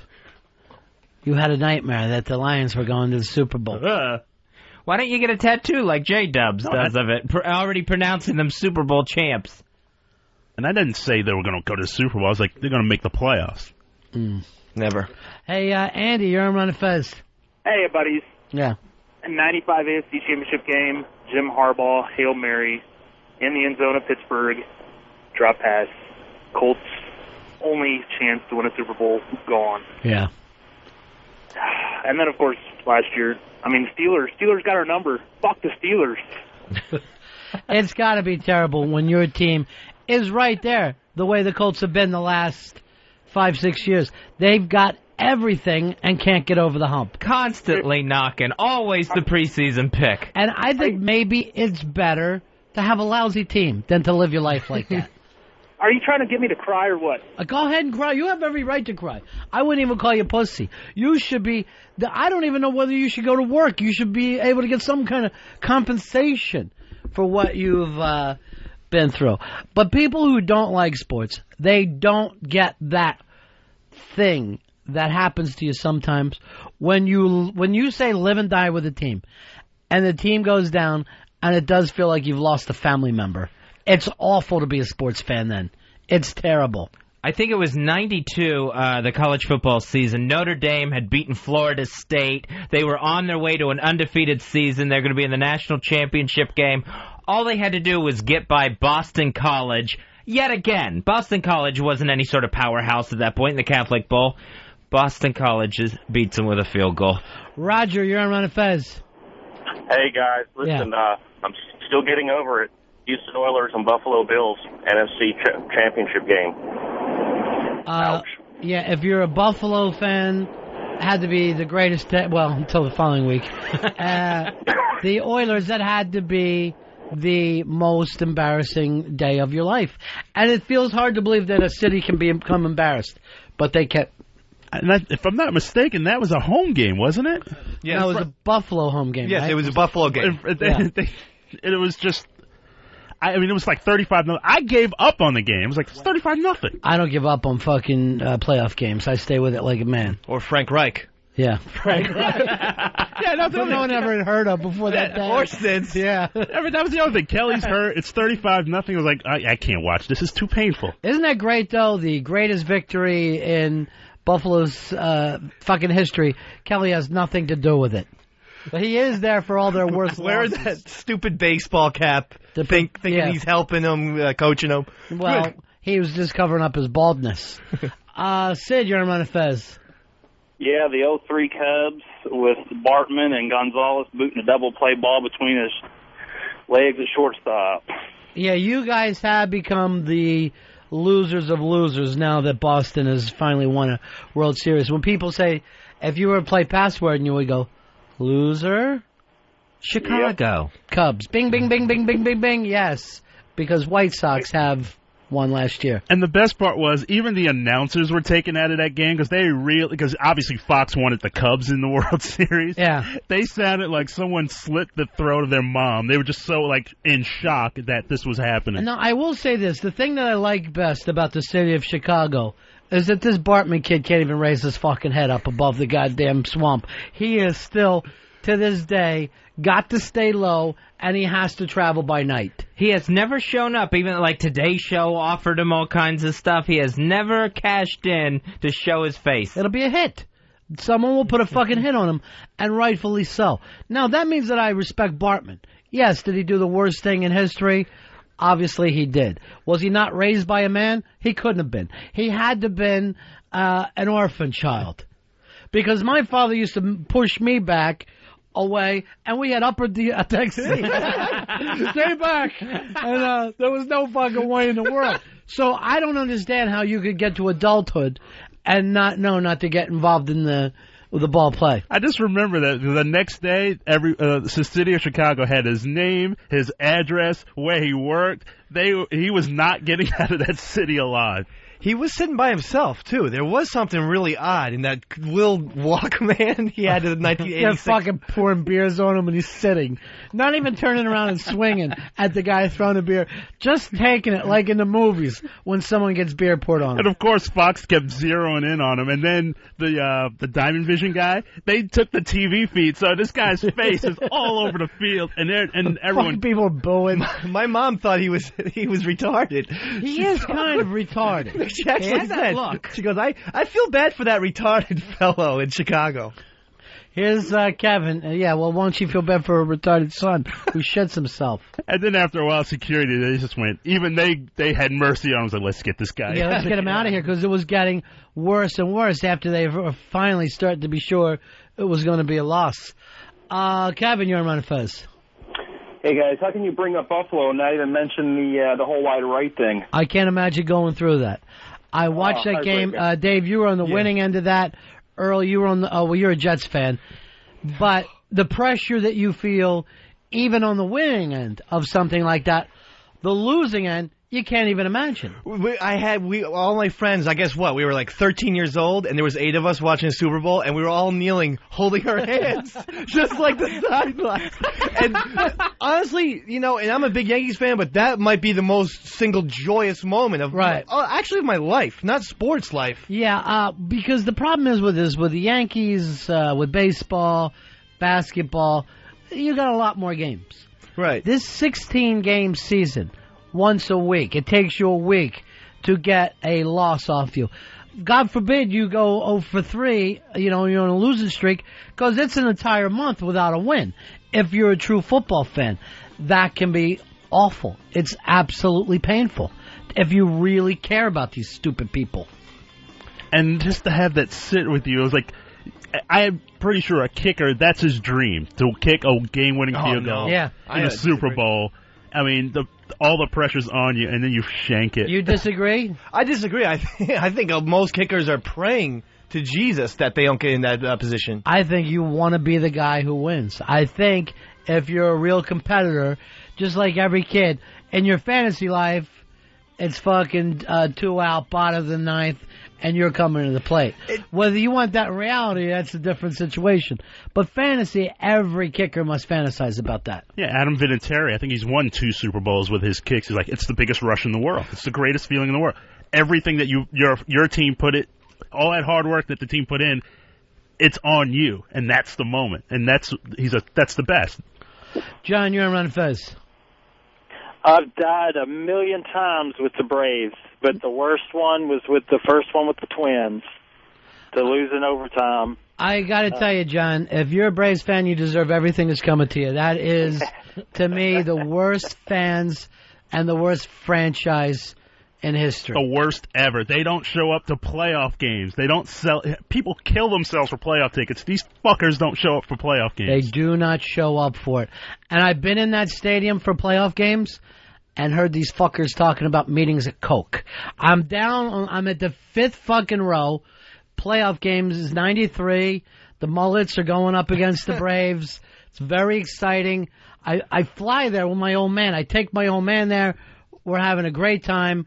We're behind, and we're nervous wreck. We're behind enemy lines, and everyone around us is talking about marketing fucking things. Where are you going later in Buckhead? We look at each other and going, baseball tickets are wasted down here. Real fans would love these seats. All the fucking guys in the cheap seats.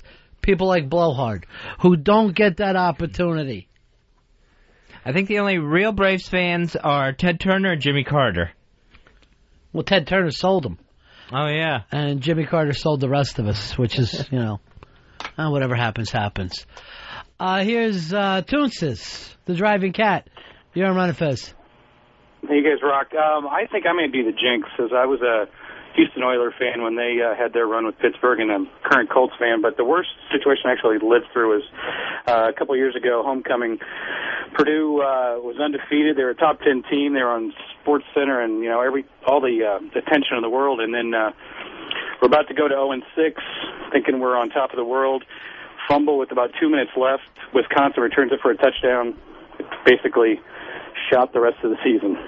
It is weird that people let themselves get caught up in college football, which is really a bunch of kids who only do it after school. It is odd you're thinking that people get caught up in that one. Here is Rob. Rob, you're on Ron and Fez. Yeah, every year with the Dolphins pretty much just crushes me. They start out pretty decent every season, and by the end of it, they're not even close. And also with Dan Marino, not ever winning a Super Bowl ring just kind of sucks. Now, were you always pulling for him, or did you feel like they would blow it? Did you believe? I pull for him every game. I believe in him every game. Yeah, that's awful. My dad told me when I was 2 years old, I sat down for the whole season, watched the whole season. That was the year they went undefeated. And ever since then, I've been a Dolphins fan. And it's all been downhill. Ever since you were two, every day's been bad. All right, thanks a lot, bro. Yeah, Marino went a long time taking them to playoffs after playoffs after playoffs. They just couldn't do it. And then his very last game was a playoff game against Jacksonville. Remember that? They carried him out on a fucking door. What was that score? 180-3? And it wasn't as close as the score. It was actually, Jacksonville actually let up on him. And then you're like, well, Jacksonville must be going all the way. They get beat the next week. He got fucking blown out by bumps. Here's Marty. Marty, you're on Ron and Fez. What's up, buddy? Hey, buddy. Hey, I think it was like the 86 Bears, it seemed like, but when that defensive lineman from Green Bay picked up McMahon and just pile-drived him into the dirt, I swear to God, my knee went weak. Oh, that was a sick moment for you? Oh, buddy, that was horrible. No. 866 Ron Zero Fez. I was always surprised that guy didn't get kicked out of football for life. The play was over, right? And he slammed it, and he ruined Jim McMahon. His shoulder was never the same. Jim McMahon never really was ruined coming into the game. That was part of the interesting thing about Jim McMahon. The only time I got like a really emotionally involved in a boxing match was Meldrick Taylor versus Julio Cesar Chavez. He's winning the fight. He basically has to stay away. He gets clocked. He gets up. Richard Steele, referee, says, "Are you okay?" He goes, "Yes." "Are you okay?" "Yes." 2 seconds left in the fight. He calls the fight. He says he stops the fight. He goes, he wasn't responding. The replay clearly shows he's responding to him. He would have won the title. It was 2 seconds left, and he was ahead on every card, and he was never the same. It's the problem with the fight game, too, is that it's always something to make you just go, I'll never watch again. These lying bastards, they're stealing from us. I won't watch again. And I really do miss having big championship fights. You know, just really big fights. We haven't had that in this country, in a long, long time. When's the last time we had a heavyweight fight anyone cared about? When Tyson came back? Yeah, that must have been like his first one back. I liked that Klitschko, Lennox Lewis, the white guy, and he was good too, Klitschko. Yeah, but that was a real minority. It wasn't everybody.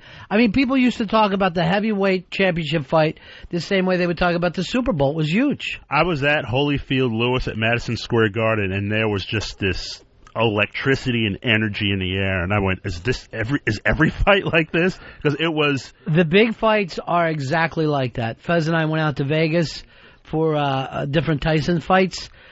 And, I mean, you look around, and it looked like People magazine threw up all over the fucking place.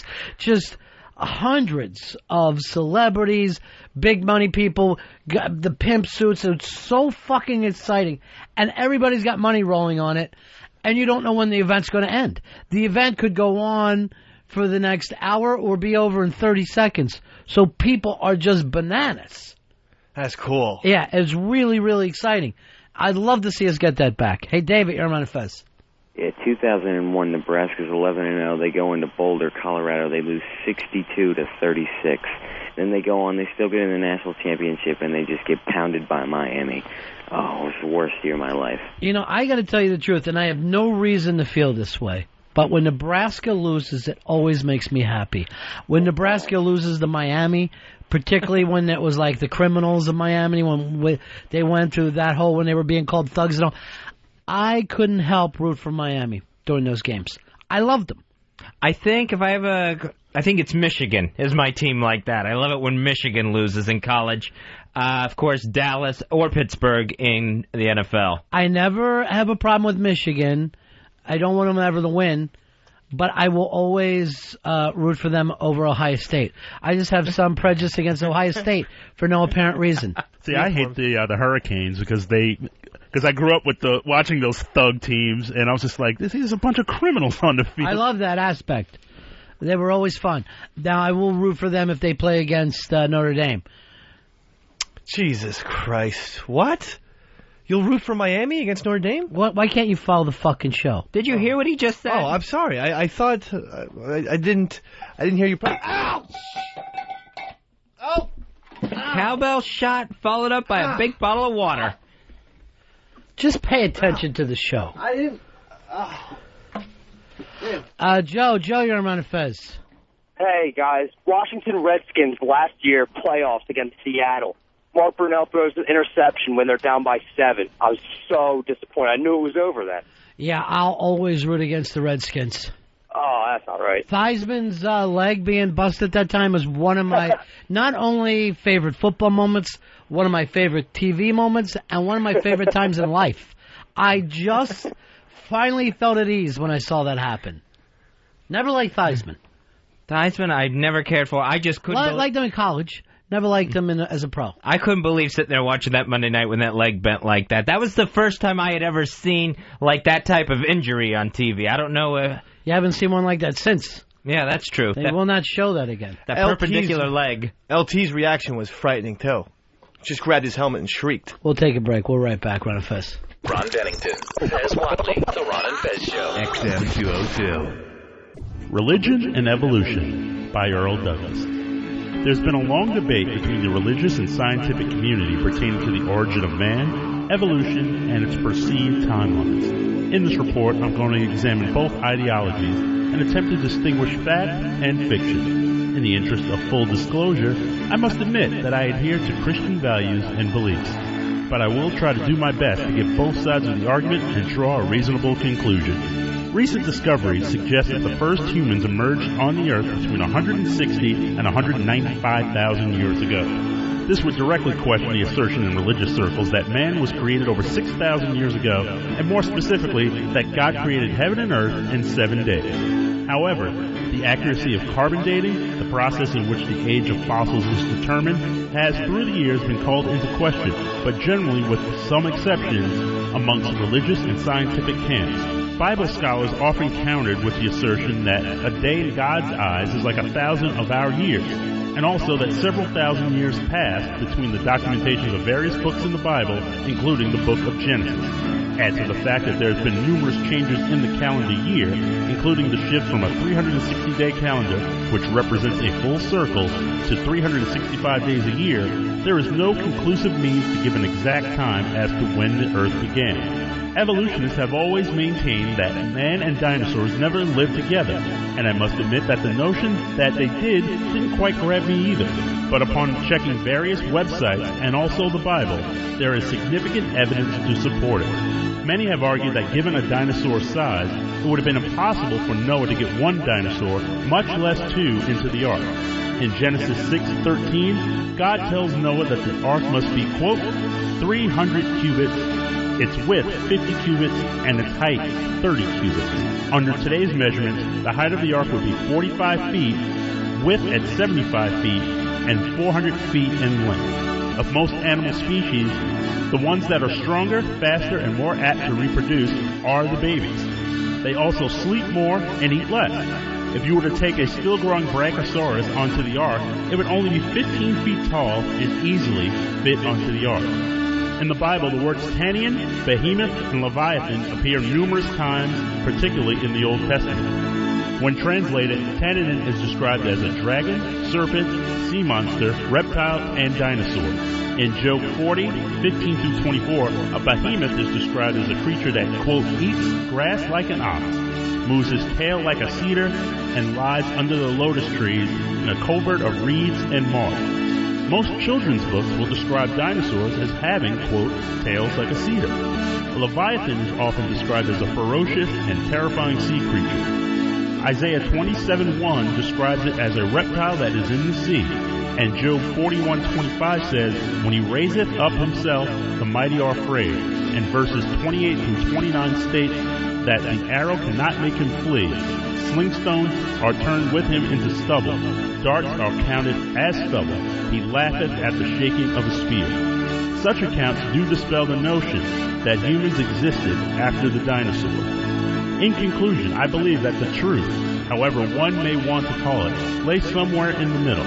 I have always been the believer that one's faith, combined with the existing science, can support both ideologies. There's nothing wrong with questioning your beliefs. It is wrong to openly dismiss these ideologies without looking deeper into it and finding out for yourself. I have done so and learned a lot and have not lost connection to my faith. In the end, it's not where we came from, but what we can learn from the past to help us move forward.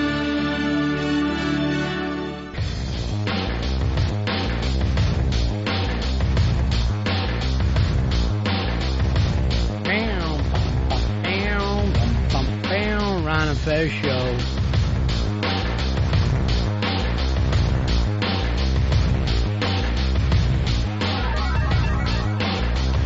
Man, I'm looking at this guy that says he killed John Benet Ramsey.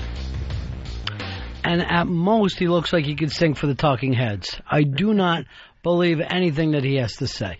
He is so creepy weird looking, and there's nothing really weird about him. It's just like his whole combined look is weird. He's like weirdly normal. I don't know. I think that if you got on a train with him, he'd be the guy that you'd be backing away from. Hey, Steve. Steve, you're on the Ron and Fez show. Hey, Ronnie, what's up? Hey, buddy. Hey, this is Steve from Rittman. How about the day Art Modell sold us down the burning river and took us to Baltimore? Yeah, that was a bad day all the way around. Any of those guys that moved their teams, when the Colts moved to Indianapolis, Cleveland moved to Baltimore, it's always tacky. Yeah, the Colts, they actually moved in the middle of the night. It's like the moving van showed up and they left. Well, so, like no one was going to see them leaving. Awful. There's a new teen movies about the 80s. It's going to be the subject of a new documentary. What? Start over. Yeah, teen movies of the 80s, 80s teen movies. That's going to be the subject of a new documentary called Don't You Forget About Me. Don't you forget about me. So that's going to take a look at the films of John Hughes, Alan Moyle, and Cameron Crowe. And then it's got appearances from a lot of the Brat Pack members, like Ali Sheedy and Judd Nelson, among others. You know, you look into that, and it's only John Hughes. That's the only films that those people seem to care about. Who was the other one? Cameron Crowe did the In Your Eyes movie, right? Yeah, Say Anything. And then he also wrote the other big film, Fast Times, yeah. But when people think the 80s teenage films, they just mean John Hughes pictures. That's the Holy Trilogy, those Molly Ringwald ones. Yeah, it's all about Molly Ringwald. She was the queen of the 80s, and just picture East Side Dave in a dress. So that's a great Saturday morning, if you can get that on TBS, where they're doing Pretty in Pink, Sweet 16. You actually sit through commercials of those movies? Oh, sure. I can't do it. If they're on, I will still tune in. Earl, can you watch a movie that has the nude scenes and the things and like language clipped, and then sit through a commercial for cheap lamps? I have not. I don't think I've done that in 20 years, ever since we got cable. I know. I can't do it. I just can't watch movies that way anymore. It just drives me insane. Just drives me out of my mind. Or when they, like, the bad dubbing, or it's like, hey, what the freak? And that whole deal. It's just like, come on. It's like, at least bleep it out. There was a thing with Fargo on there, and he was calling a guy an ice hole. You ice hole. And I'm like, okay, they live in a cold place, but they're not Mr. Freeze. In Ferris Bueller's Day Off, when he calls his car a piece of shit, they change it to a piece of tin. Like, I hate your piece of tin. Get that piece of tin out of here. The best one was Blues Brothers. Like, hey, you're out, you're rehabilitated. Where's the money you owe us, mother sucker? And I'm like, mother sucker? Yeah, and I'm like, what? Why even bother? And I don't know who language could ever hurt. It's ridiculous. I don't curse myself. Fez, you occasionally curse, but I'm not offended by it when I hear it. I'm not shocked by it at all when I hear it. I always look around, though, to see who is shocked. Like if I'm on a subway or something like that and I hear someone cussing extra loud, I always look to see if anyone is offended. Have you ever seen anyone? No, I really haven't. I expect people to be. Why? I don't know. It's made such a big deal out of that I expect people to just be horrified, and it never happens. T-Bone, you're on Ron and Fez. Hey, you're talking about when they have movies on and they do the bad dubbing. There's, I saw on TBS the other day, Vacation, when the scene where Chevy Chase is asking the guy in St. Louis how to get back on the highway, and in the real movie he goes, fuck your mama. But on TBS he goes, who do I look like? Christopher Columbo? Swear to God, it was awful. You know what, Dave? That would be a fun thing for you to do. Just get a bunch of bad dubbing together and put that together as production. Matthew, you're on Ron and Fez. Hey, what's going on, guys? Hey, buddy. The worst edit ever is Spaceballs. I swear to God, the line where they go, we ain't found shit. They literally turned it into, we ain't found They didn't even throw a word in there. They just made a nasty sound. It was awful. Yeah, and I think they know that anybody who's watching TBS and seeing the film for the first time, they get what's ever coming to them. I mean, you could have seen this film at the movies. You could have picked up the DVD. You could have caught it on pay-per-view. You could have caught it on cable. By the time it's done on network TV, fuck you. You get whatever the hell you waited for. It's your fault. Let me go to Pat. Pat, you're on the Ron and Fez show. How you doing, bud? Good. The one that sticks out in my mind is it's 20 years, and I remember it like it was yesterday, from the original Police Academy. Tackleberry says, freeze before I blow your goddamn nuts off, asshole. Turns into freeze before I blow your gosh darn knees off, egg roll. I'll never forget it. Wow, egg roll. That's really a stretch to cover up what was supposed to be there. Well, I wonder what you got to do, though. I mean, I wonder if you got to go back and go, what kind of sounds? How do we make it look so it's not just sticking out? I prefer people just to blank it out. Just blank out that one part of it, but... Yeah, I think they've gotten hip to it now, like the USAs now. They'll just, like I saw Casino on USA, and they'll just like, hey, what the... and just bleep the word out. It's like, it's much more easier I prefer it to that. I honestly would prefer that. Then I go, well, I know that we're living with some kind of censorship, than if we try to make up silly words that don't belong there anymore. Ben, you're on Ron and Fez. Yeah, usual suspects. the line, "Give me the keys, you fucking cocksucker," got turned into, "Give me the keys, you fairy godmother." You fairy godmother. That is maybe the best so far. 866 Ron Zero Fez. 866 Ron Zero Fez. Hey Jay, you're on the Ron and Fez show. Hey, what's going on? Yeah. What about Die Hard? Yippee-ki-yay, monkey lover. No way. I had no idea they do that. People are so scared of black people. Yeah, monkey lover. Yippee-ki-yay, monkey lover. Of black people. Here's Mike. Mike, you're on Ron and Fez. What's up, buddy? Hey, buddy. Yeah, the worst one on TV is Smokey and the Bandit. Instead of son of a bitch, like he says through the whole movie, he calls him a scum bum. Scum bum. Yeah, scum bum. Now, sometimes the dubs are, completely awful, doesn't match up at all. Yeah. Other times, when they're putting in the new word, it sounds like they've got the actor saying the new dubbed word. Yeah. That's part of the thing that you're in your contract. You have to show back up for looping. So you got to go back in there and loop those phrases for TV and airlines. Okay, I wondered if that was something that they did as they were filming the movie, like eventually this will be on broadcast TV, so let's do it now. No, they do it after the fact. And they go back and they call it looping day. And they loop over a lot of the dialogue anyway, stuff that couldn't be caught up. So they've got to sit there and try to hit it perfectly because the mics didn't pick things up or because the wind was a little too loud or whatever. And then they'll try to dub in some of those other phrases. So sometimes they'll redo the whole sentence. Sometimes they'll just do that one line. What always gets to me is words that people go out of their way because they've given up forgetting. Like the whole scumbag thing means a condom full of jizz is what it means. So when you're saying scum, you're saying cum to begin with. Or when someone says, oh, that sucks, what you're really saying is it sucks cock. Now when your mom is saying, oh, that really sucks, you couldn't do that, she doesn't realize that she's saying it sucks cock. It doesn't suck wind or anything else. The one that bothers me, though, is the term wussy. When people say wussy. Because basically it means that they don't want to say pussy, and they're saying wimp, pussy, wussy. I can't think of anything more pussy than being afraid to say pussy and throwing wussy into it. You're saying a word, wussy, that sounds so much like the original. Why not say the original? Well, you can get wussy on TV now. They've given up worrying about the fact that it could mean a vagina. Fred, you're on Ron and Fez.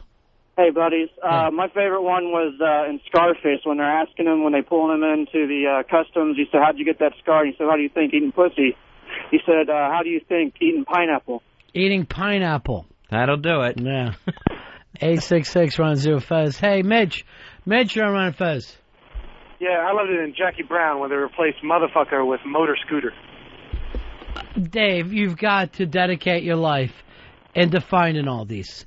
You've got to sit there and tape all these TBS things over the weekend. And we got into this conversation because, Fez, you say you still watch broadcast TV, movies on broadcast TV. Yeah, if there's something I want to see, it's the ones, obviously, you've seen a million times, but I'll sit there and watch it on TBS or USA. Doesn't bother you that it gets thrown into commercials? Doesn't bother you that they do this kind of stuff? Not enough not to watch it. If it's one of my favorites, I'll sit there through all the crap. And they'll even cut out entire sequences, too. I think when they show Animal House, remember the scene where he's on the ladder and he climbs up? They cut that almost the whole guts of that sequence Well, what's out. funny, sometimes they do that for violence or sexual content, but other times they do it just to make the movie fit with all the commercials. Because these movies came out, they were 2 hours in the theater.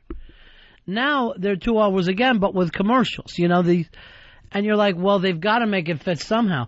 So they'll just pull out plot points that they don't think are important, and you're supposed to sit there and watch this shit. Danny, you're on Ron and Fez. What's up, buddies? Yeah. The kid I'm working with, he swears that when they show Goodfellas, they say melon farmer instead of motherfucker. I don't know if it's melon true. farmer. Yeah, melon farmer, you. It's somebody's job to sit there and come up with different MF combinations that could be motherfucker. Oddly enough, you're right. Oddly enough, somebody probably gets paid a decent amount of money to do that. Mike, you're on Ron and Fez. Hey, what's going on, guys? Yeah. On Happy Gilmore, when he's asked to join the PGA Tour, he says, gold jacket, green jacket, who gives a hoot? Who gives a hoot? Patrick, you're on the Ron and Fez show. Hey, Major League, when Dorn hands Vaughn the ball, instead of saying strike this motherfucker, it's strike this mother brother. Strike this mother brother out. And again, none of these things make sense. So you have to think in your head, what do they mean? Oh, fuck. Hey, Steve, you're on Ron and Fez. Hey, Ron, how you doing? On Comedy Central, they put Cheech and Chong's next movie on and took out all drug references. The duffel bag was full of diamonds. Get out of here. I swear to God, man. I need to watch that.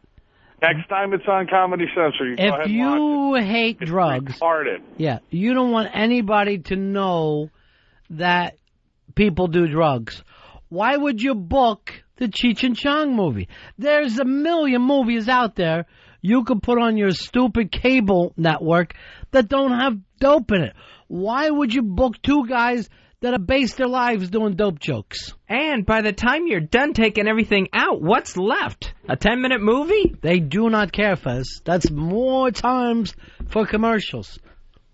And I remember, like, before they had to do, actors had to re-loop it, they would just, the pitch would completely change. It would be like, hey, everybody, and it would just drip all the way down and just sound completely bad. Like, what is going on here? Tim, you're on Ron and Fez. Hey, what's up, buddy? What can we do for you, Tim? Sorry, man, I'm nervous. This is my first time calling. When I see Shawshank, at the end of Shawshank, when Andy Dufresne is crawling through the tunnel of shit, right? They forget, they like do their shadow thing where they kind of, like cover up boobs sometimes, but they cover up when he pukes. But they completely forget he's crawling through a tube of shit. I think they do that with the movie Stand By Me, too. I think they cut out the total barfarama. They don't want people puking? Yeah, I guess that's a bodily function they don't want to show on any sort of broadcast or standard cable TV. What? Standard cable. Basic cable. David, you're on Ron and Fez. David, go ahead, buddy. Yeah, Lethal Weapon 2. Joe Pesci said son of a bitch about 3 times a minute. They covered it up with slug in a ditch. Thanks, bro. Hey, Earl, it's gotten incredibly hot in here. And I know we don't have the AC working, right? Yeah, they said it was partially down, but I didn't know it was completely shut down. And about the last 10 minutes, am I wrong, Fezzy, that it's gotten even hotter? You're absolutely right. We've turned into a convection oven in here. It was okay. I mean, it was hot for the first couple hours of the show, but it just seems like since the last break, it's unbearable. Okay, I'll call Mars in the Well, building. he's already gone. I mean, I don't know what he's going to do. And because I know this room's been an oven all week. You notice I took the jacket off, but I'll definitely get on that. There's nothing you do about it, I guess. But Mars doesn't fix the AC. If you need to take pictures of my sweaty armpitted shirt, Earl, as evidence, feel free. We have that in January. Hey, I don't know this person's name, but I'm going to throw you on. Hi, you're on the Ron and Fez show. How are you, buddy? How are you, pal? Hey, what's up? What do you say? Any Chinese 1970s martial arts film. Well, they dubbed for different reasons. They're dubbed because they come in different languages, but thank you. Joe, you're on Ron and Fez. Yeah, they used to show Showgirls a lot on VH1, and it was like 2 hours, 15 minutes in the theaters. With commercials, it's 2 hours. They cut like a full 45 minutes out. Yeah, you wouldn't even be able to follow Showgirls. And I saw it at the theater and didn't even understand the plot. So I don't know what you're going to do if you see it on TBS. She gets in that semi, she pulls the knife, and they roll credits. That's about it. We got 2 CDs coming out on the same day, Ronnie. Both from the children of cultural icons of our time.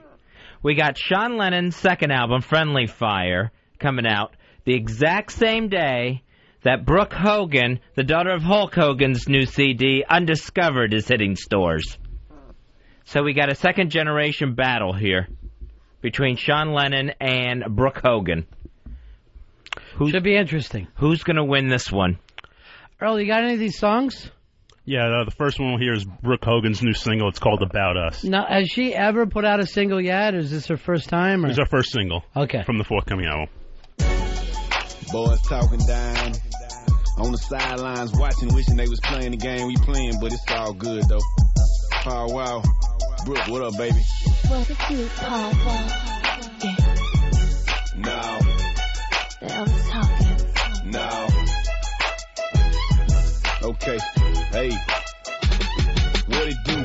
I hear the commentators on the side chatterboxing, power wildin', Brooke got all the paparazzi watching. Where's Brooke? To listen really hard. Yeah, she kicks in on the chorus. Who's doing this? What's the kid's name? It's one of these. I think it's Farouk from the WWE. That'd be great. All right, a minute and a half into it, she's not on. That's your first warning.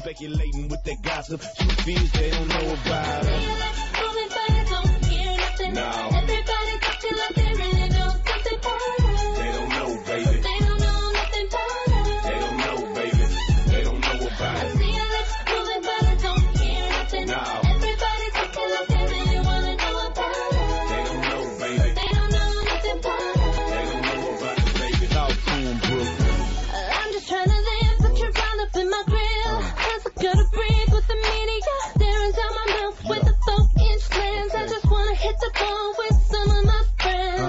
Talking about it, so I guess we doing something right. Fouling in the mix with the camera light shining bright.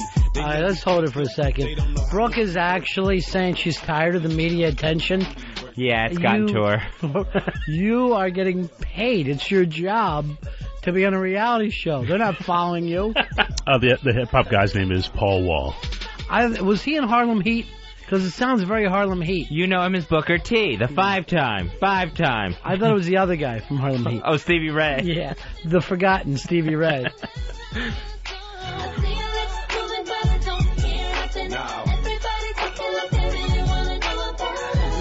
D-Lo Brown on keyboards. I can recognize that. Represent. Say holla. The nation of domination. Sure. Alright, it's so awful it'll probably be a hit. It's as bad as anything else you're going to hear on Top 40 radio. Sounds like bad J-Lo. Yeah. And that's not... Which is redundant. Yes.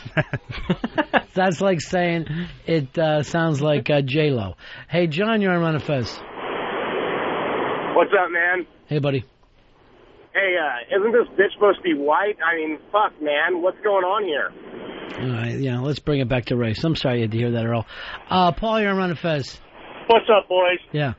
That is going to be the worst garbage I've ever heard, and I'm going to tie it into something. Remember the movie Better Off Dead with John Cusack when he goes under the bridge in the garbage truck and the two black guys are pruning the tree? Yeah. Damn, that's a damn shame. Folks be wasting a perfectly good white girl like that. Thank you. Here's Buck. Buck, you're on Ron and Fez. Long way for that joke. Go ahead, Buck. Hey, just wanted to say Brooke Hogan, another in the long, distinguished list of shitty artists from the state of Florida. Absolutely. Fez, you're right in the middle of that list.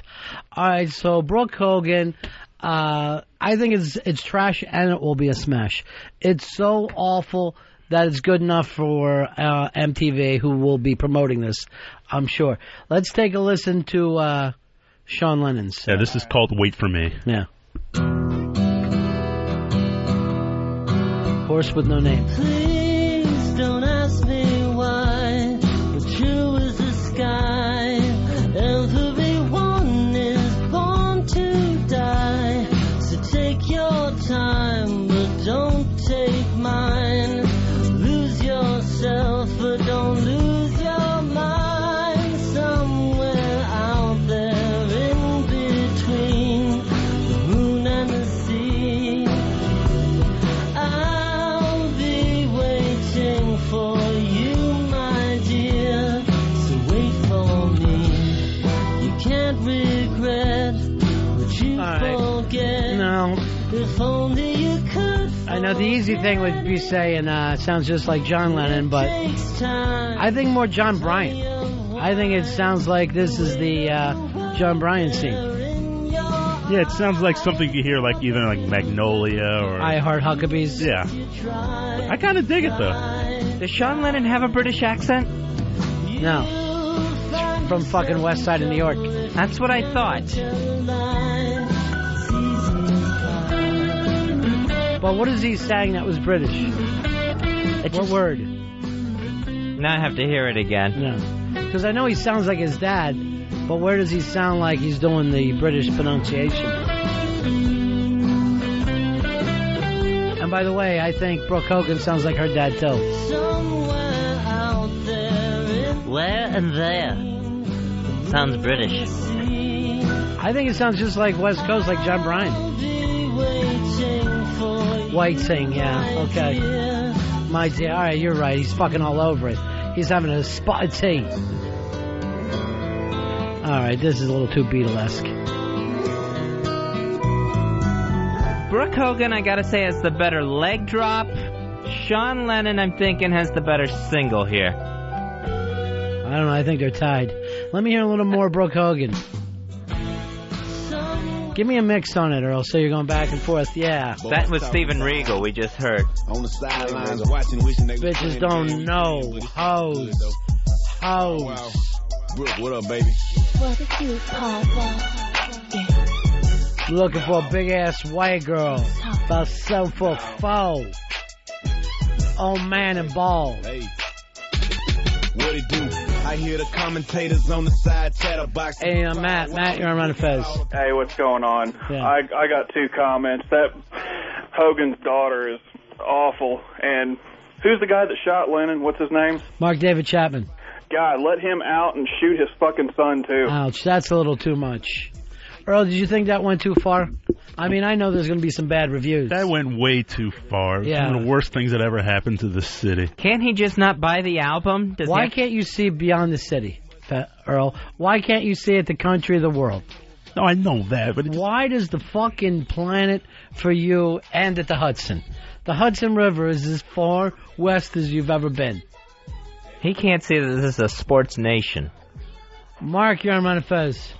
Yeah, did Opie and Jimmy tie poor Fez down and make him look at naked girly pictures? You know something, Mark? Fez has gone out of his way to keep this whole thing quiet. I feel like... I just blew the lid right off Yeah, of it. I feel like Opie and Jimmy kept things quiet today. It's best just to let this go. Well, I figured it was best to come in here and not gloat, Ronnie. Not gloat about a win in the corporate field here.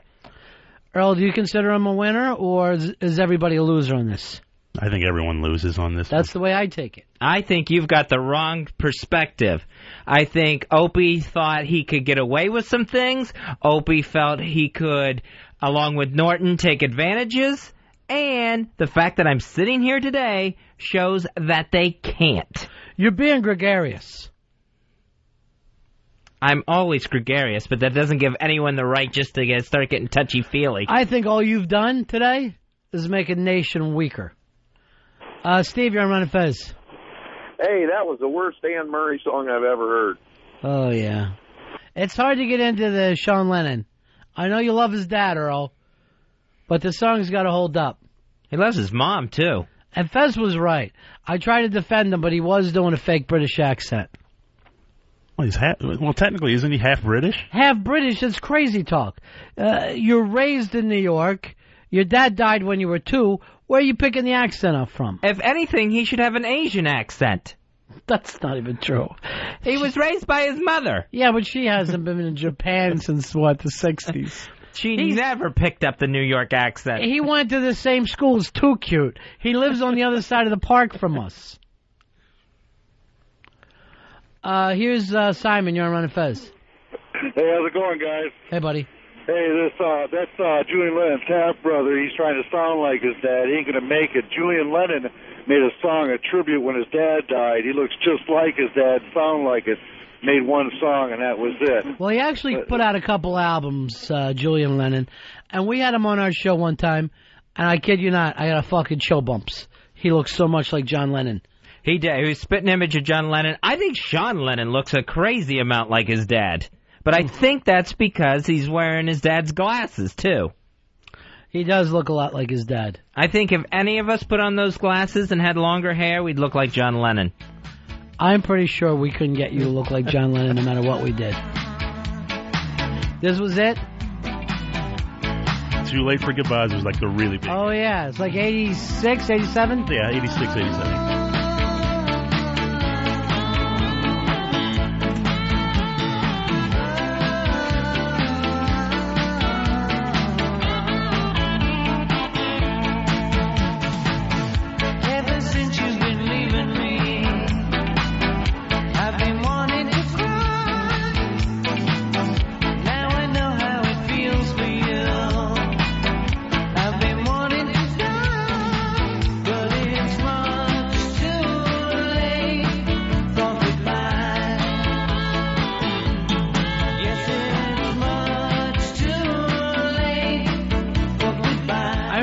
To date that girl that played Star in the Lost Boys, too. Fez, a little spy report for you right now.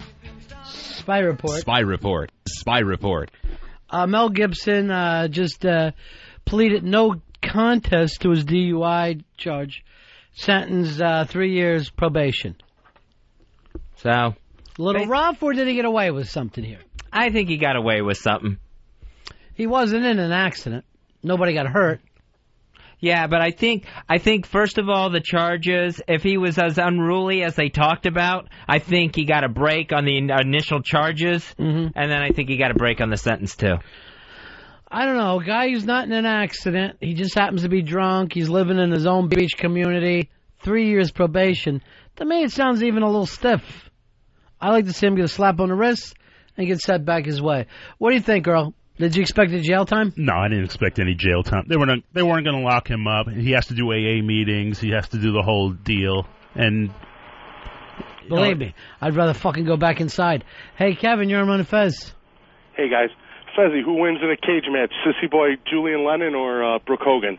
Oh, I got to give that to Brooke Hogan. She's grown up with the training. Not only the training, but the genetic, the power is there, too. Huge python she has. The training, and I also forgot the taking of the vitamins and the saying of the prayers. That's what you need as a combination if you're going to go into a cage match. What about Hogan's son? Is he going to wrestle or no? You know, I thought he was because they had done a bit with him on the WWE of training to become a wrestler. So I thought, and then all of a sudden that kind of just went away. So I don't know where that stands. If I was him, I'd be very careful. Remember when Flair's son did it? It just gives everybody a chance to turn you into a fucking punching bag. Oh, David Flair, that was so bad. That kid didn't have anything in the ring, didn't have anything on the mic. He just had they bleached his hair. He just had no business being in there at all. John, you're on Ron and Fez. Hey, boys, what's up? Yeah. I'm sorry. He sucked. I wonder, was Yoko sucking his nuts at the time that he was doing it? John, that's a little harsh. Yeah. I mean, I know you don't like the song. John is probably down digging deeper. Well, first of all, I'm sure John wasn't buried. He was cremated. Now, no matter what... Like I said, he was digging deeper. No matter what you think of the song, his mom was not sucking on his nuts. It's crazy even to bring that up. That is not a criticism, Fez. That's an attack. No, it's nothing to do with his music, anyway. All right, let's listen again. So take your time, but don't take mine. Lose yourself, but don't lose your mind somewhere. See who produced this. I swear to God, it's John Bryan. It sounds just like his stuff. Grace, you're on Ron and Fez. Hey, how you doing, guys? Yeah. Hey, just wondering what the Hulkster thinks about his daughter being a mud shark. Again, some of these things are a little harsh. Grace, you're on the Ron and Fez show. Hey, talking about the Mel Gibson thing, that's pretty fucked up. That's all he got is just 3 years probation. I got my first one. I only blew .008 and had to serve 12 days in jail and 3 years probation. 3 years probation, and you did 12 days. Where did you get busted at? Georgia. Yeah. Yep. Yeah, well, maybe it's a whole different place there. I don't know. To me, 3 years sounds plenty.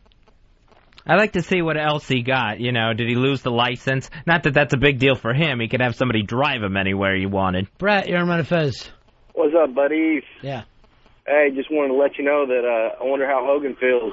You know, y'all keep saying that Paul Wall's a black kid. He's a white kid, so she's acting like a wigger with another wigger.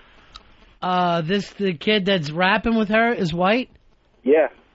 Earl, let's listen to that. I find this hard to believe, though. Boys talking down on the sidelines, watching, wishing they was playing the game. This kid's white, Earl? It's all good, though. Honestly, I have no idea. Look it up. I'm looking it up now. Go to genetics.com. Find out what his background is. No. Yeah, he's a white guy. Okay. Really? we just got him a bunch of pictures. It's a white guy. I feel so much better about Hogan. All right, so it isn't Farouk. We are hearing so many fake accents today. It's unbelievable. What they're doing in the studio now is incredible. Omar, you're on Ron and Fez. Hey, guys, how you doing? Yeah. As far as Brooke, I mean, pop stars out there. Well, that's up to you, Omar. What do you think? Well, I think she's pretty good, but she's pretty damn buff, too. You know who you would probably dig running a batch to? Is Lurch from the Addams Family. You ought to run a quick one to him and see what happens. Pincher, you're on Ron and Fez. Hey, boys. Hey, buddy. You're missing out on one of the Julian Lennon albums. There's one that came out like 99, I think, and he sounds way more like his dad on that one. It was Photograph Smile or something like that. I guarantee you, if it came out in 99, it got no push, did it, Earl? No, not at all. It was on like a Behind the Music or something like that. Yeah, because there's some gimmick where they won't even let him have money. That he's got very little money from his old man passing away. Yeah, I've heard that. I remember in that song, that Julian Lennon song we played, Hard to Say Goodbye, I remember in the video, there was like a shadowy figure dancing in the background behind him singing that I guess was supposed to be his dad.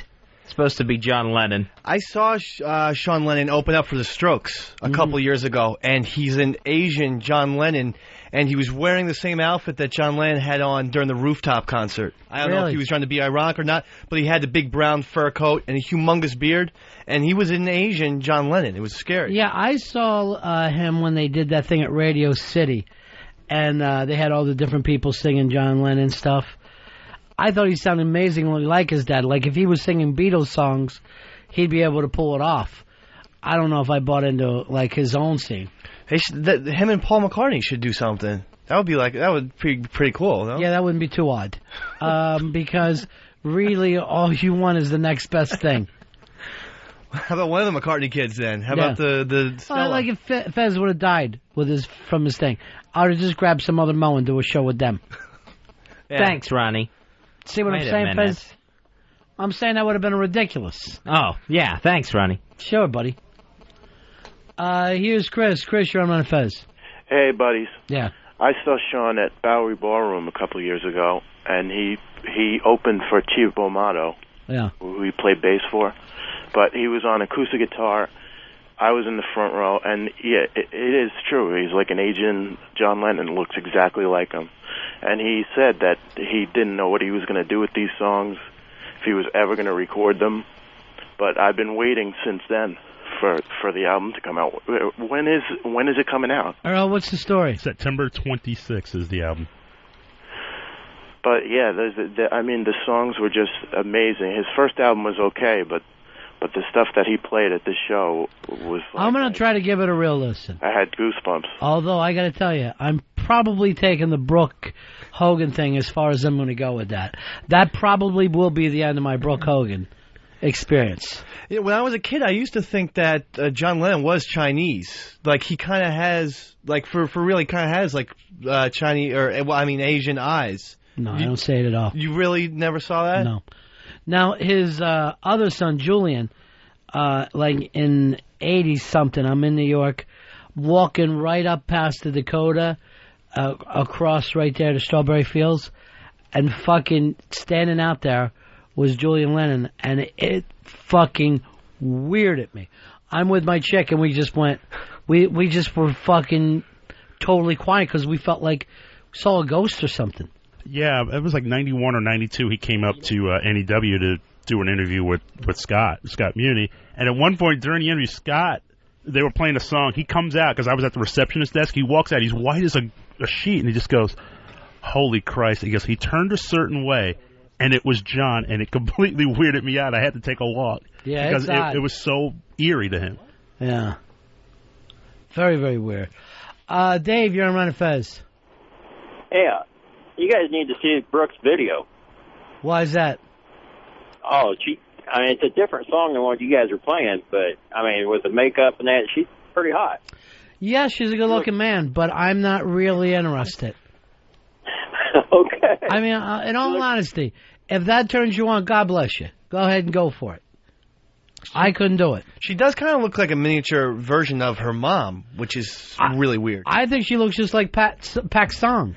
That's where I go with it, Fez. The giant Korean from Korea? Yeah, I think she looks like an old wrestler. I'm sure she could lay in the iron claw. But all I could think of was Pak Song. The back is too thick for me to be attracted to. What about the pythons? Yeah, see, I don't go for that. I don't want a broad woman. I guess you don't want pythons on a woman at all, no matter how big or small they are.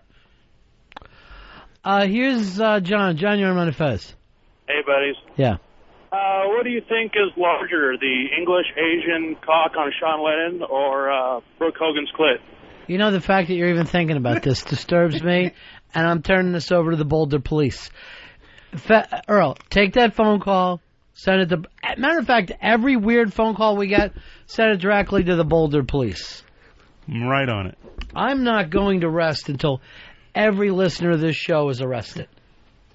Everyone listening now is taken away in handcuffs. Well, eventually we're going to have to hear that Jean Bonnet case is open again, because this guy didn't do it, this John Carr. If anything, Fez, I always oddly felt you were tied up with this somehow, and I still think it could turn out that way. Now, this morning when I woke up and I saw I went, yeah, finally we caught the guy. Jeez, we owe the parents, an apology. By the time I started talking about it with you, I'm like, no, this is bullshit. Couldn't happen. Could not happen. I don't see why. Well, he admitted it, like, to reporters. It seems just a little bit odd that he's willing to speak. Like, he actually spoke. He's on microphone. Yeah, for as chatty as he is, why hasn't he opened up his pie hole before now? Yeah. He had 10 years to spill his guts. Joe, you're on Ron and Fez. Hey. Yeah. How we doing, guys? What can we do for you, Joe? I just gotta say that Brooke Hogan is the hottest chick ever. She is freaking smoking. Did you guys see her in that TV show, The Hogans or whatever, when she was in a bikini when they were on vacation or whatever? I haven't seen it. Personally, I don't like to see a man in a bikini. That's between you and her. I don't care about this at all, Joe. I hope that you enjoy it. Enjoy your lust for her. Hottest chick ever. No way. I'm comfortable with it. A little flat-chested. I don't judge Fez. I don't judge what anybody's into. Thank you. I think it's all fine. He must have been talking about the episode where she got lost in Key West, where the place is a mile big and she had the camera crew with her. I've never watched the show. I didn't watch this past season. I watched the first season. So that was all I saw. Bill, you're on Ron and Fez. 29875. Yeah, buddy. What can we do for you? Hey, two things. I miss Sheepy, and isn't that the Honky Tonk Man playing riffs on Brooke Hogan? Thank you very much, Honky Tonk Man. I think it's rhythm and blues both, Honky Tonk Man and Greg the Hammer Valentine. To me, that's where I think Greg the Hammer Valentine peaked, and most people disagreed. I would disagree. When he played the fake ukulele next to his friend. And he dyed his hair jet black. Shake, rattle, and roll. Honestly, I think that's the real color. I never thought it was pure white as he wore it there for 15 years. How's the Hammer doing? The Hammer went into the Hall of Fame not this past year, but the year before. So he finally made it to Stanford. And he looks really road-tired. He looks like one of the worst ones after all these years of wrestling. Would you say he looks flat-faced retarded? Yeah. Yeah. Well, he always did, even at his peak. He looks like a retarded bulldog. When's Jim the Anvil Neidhart going into the Wrestling Hall of Fame? I don't think he's going to make it. Out of everyone in the Hart Foundation, I think he's going to be the one that has a little trouble with it. Yeah, Owen will go in. Bulldog will go in, both Bulldogs. Yeah. I would even see Pillman going in. Brian Pillman. The Anvil was the coolest looking one, though. Is Davy Boy is dead? Yeah. But the other one, Dynamite Kid, he's still alive. He's alive, but just screwed up. What's wrong? I think it's like concussion syndrome and like the neck and the back are totally screwed. Yeah, I think he's crippled up. Wow, that's terrible. That's sad. I think he's in a wheelchair. That's terrible news. Boy, that Hart family, there's a lot of pain in the past. A lot of sadness there. When you have lived and loved and lost the way Bret Hart has, you see the world in a whole different way. He's just wrestling with shadows. He's inconsolable. Yeah. He is the way I was yesterday, inconsolable. I'm sorry to hear that. They're not related to the Mouth of the South, are they? No, that's a whole different Hart. Okay. Didn't spell differently. Yeah, even though he was their manager. Oddly enough, he did become their manager. And one last thing, and how about the band? No, the Hart band. No, I don't know. I don't think there is any connection. Okay. Now, oddly enough, Jimmy Hart was in a band called the Gentrys that had either a #1 hit or a top 10 hit, Keep on Dancing. And he will always bring that up. That's how he got to help everybody with their theme music in the WWF years ago. Which takes us back to Troy Lee Gentry, the country western star we talked about earlier, right? Who killed a tame bear in captivity and pretended he hunted it down in the wild. Now, speaking of bear, Fez. Yes. When you look what the WWF has done with bears over the years. Well, you've got to think the Russian bear. Sure. Ivan Koloff. Right.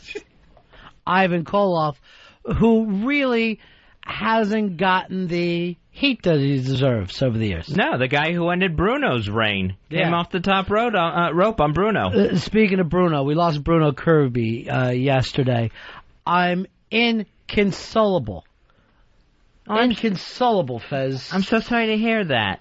And speaking of Bruno Kirby, I want to just thank Kirby Dick for coming in here today and doing a great job teaching us about the MPAA. Yeah, his film is called This Film Is Not Yet Rated. Not Yet Rated. Which should be a blockbuster if it's not stopped by every corporation. So, and speaking of rated, Paris Hilton was finally rated in the Guinness Book of World Records. Mm-hmm. Most overrated celebrity ever. I don't know how you measure that for the Guinness Book, but listed as Here's most what I hate. overrated. It's just another award she gets. That's what bothers me about it. And she'll gladly accept it. If there's some sort of European ceremony where they let everyone in, the guy who can put the most grapes in his mouth or whatever, she'll be standing there next to him. Mona, you're on Ron and Fez. Yeah, Ron, Fez, I want to debate about the Hart having their little problems with their stuff. What about the Von Erichs? Who has more heartbreak? Let me ask you this about the Von Erichs. Did alrighty. any of them ever wrestle with shadows? Because I don't believe they did. Well, no, I guess not. No.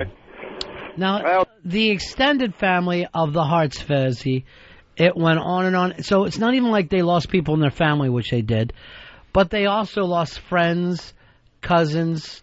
It's terrible what's happened to the Hart family. They were the #1 family of Calgary.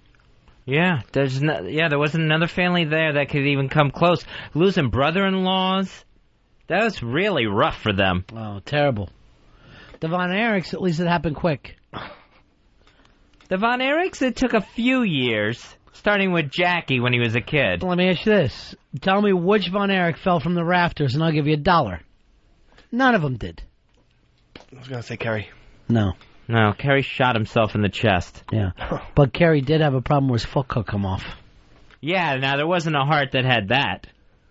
Wrestling with the fear of your foot coming off should anyone decide to put you in a spinning toe hold. Anvil. Anvil had that? No. Oh. But I thought I'd throw it out there. If that was true, I was going to go ahead and start supporting a Hall of Fame push. Cindy, you're on Ron and Fez. I just wanted to know if either of you guys have seen Danny Harrison, George Harrison's kid. Where does he wrestle? Earl, Danny Harrison, you know anything about him? Outside of that, he's George's kid. No, I don't know if he's a musician, but I don't know if he's put any. So you got any music out, Cindy? He did the concert for George at Royal Albert Hall. There's a DVD and a CD of it. I don't think he sings, but he does play guitar on it. Looks just like his dad? He is a clone of George Harrison circa like age 26. It will scare the and sounds great. Sounds just like George. That will scare the bejesus out of you. What do you mean by bejesus? Just something about bees and.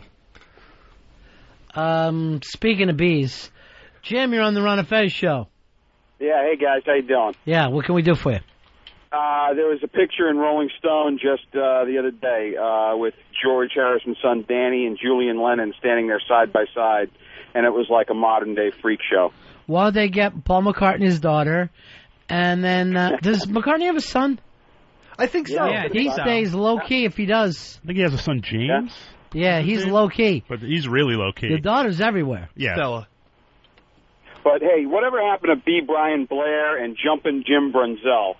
They really decided that their act stunk, and they did the smart thing. The last time I saw the Killer Bees, they opened up a gym in Tampa, Fez. Yeah, I think Jim Brunzell, I think he might work in the office of the WWE, and B. Brian Blair tried to run for, like, city commissioner of Tampa, some sort of office. Can I get your vote? I was a Killer Bee. Or mayor of Tampa and lost handily. Help me put the sting into the Fat Cats. I like when wrestlers, their nicknames were just what they did, like Jumping Jim Brunzell or Leaping Lenny Poffo. Yeah, it's always nice that way.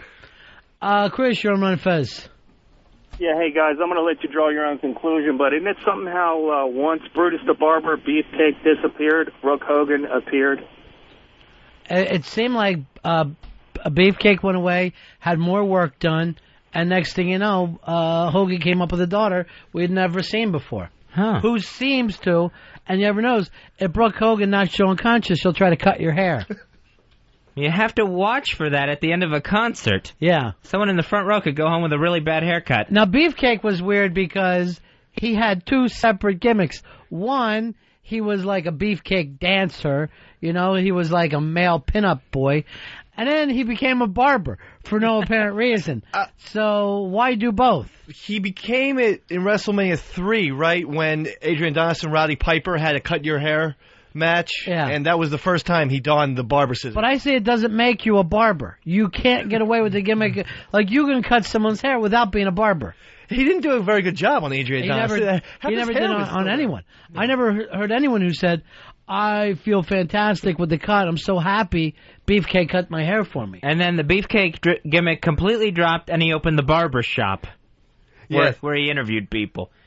Well, the Beefcake image went away as he gained weight. And then later he became Fuzzface. Oh, that's right, when he was the Zodiac, and the man with no name, because they weren't allowed to call him Beefcake. I'll tell you a Beefcake story. Do we have time for this, Earl? He comes in and does our show, and it was after he got his face smashed. You heard how that happened, right? He's down on the beach, parasailing. His chick comes in. He's waiting to help catch her with the guy. And he turned around and looked around, and she had come so far, both knees into his face, while she's holding on to a parachute, right? Destroys his face. He comes in and does our show with 100 pictures of him with his face off. He showed us what the muscle looked like under his skin, because he had to have plates put in everything.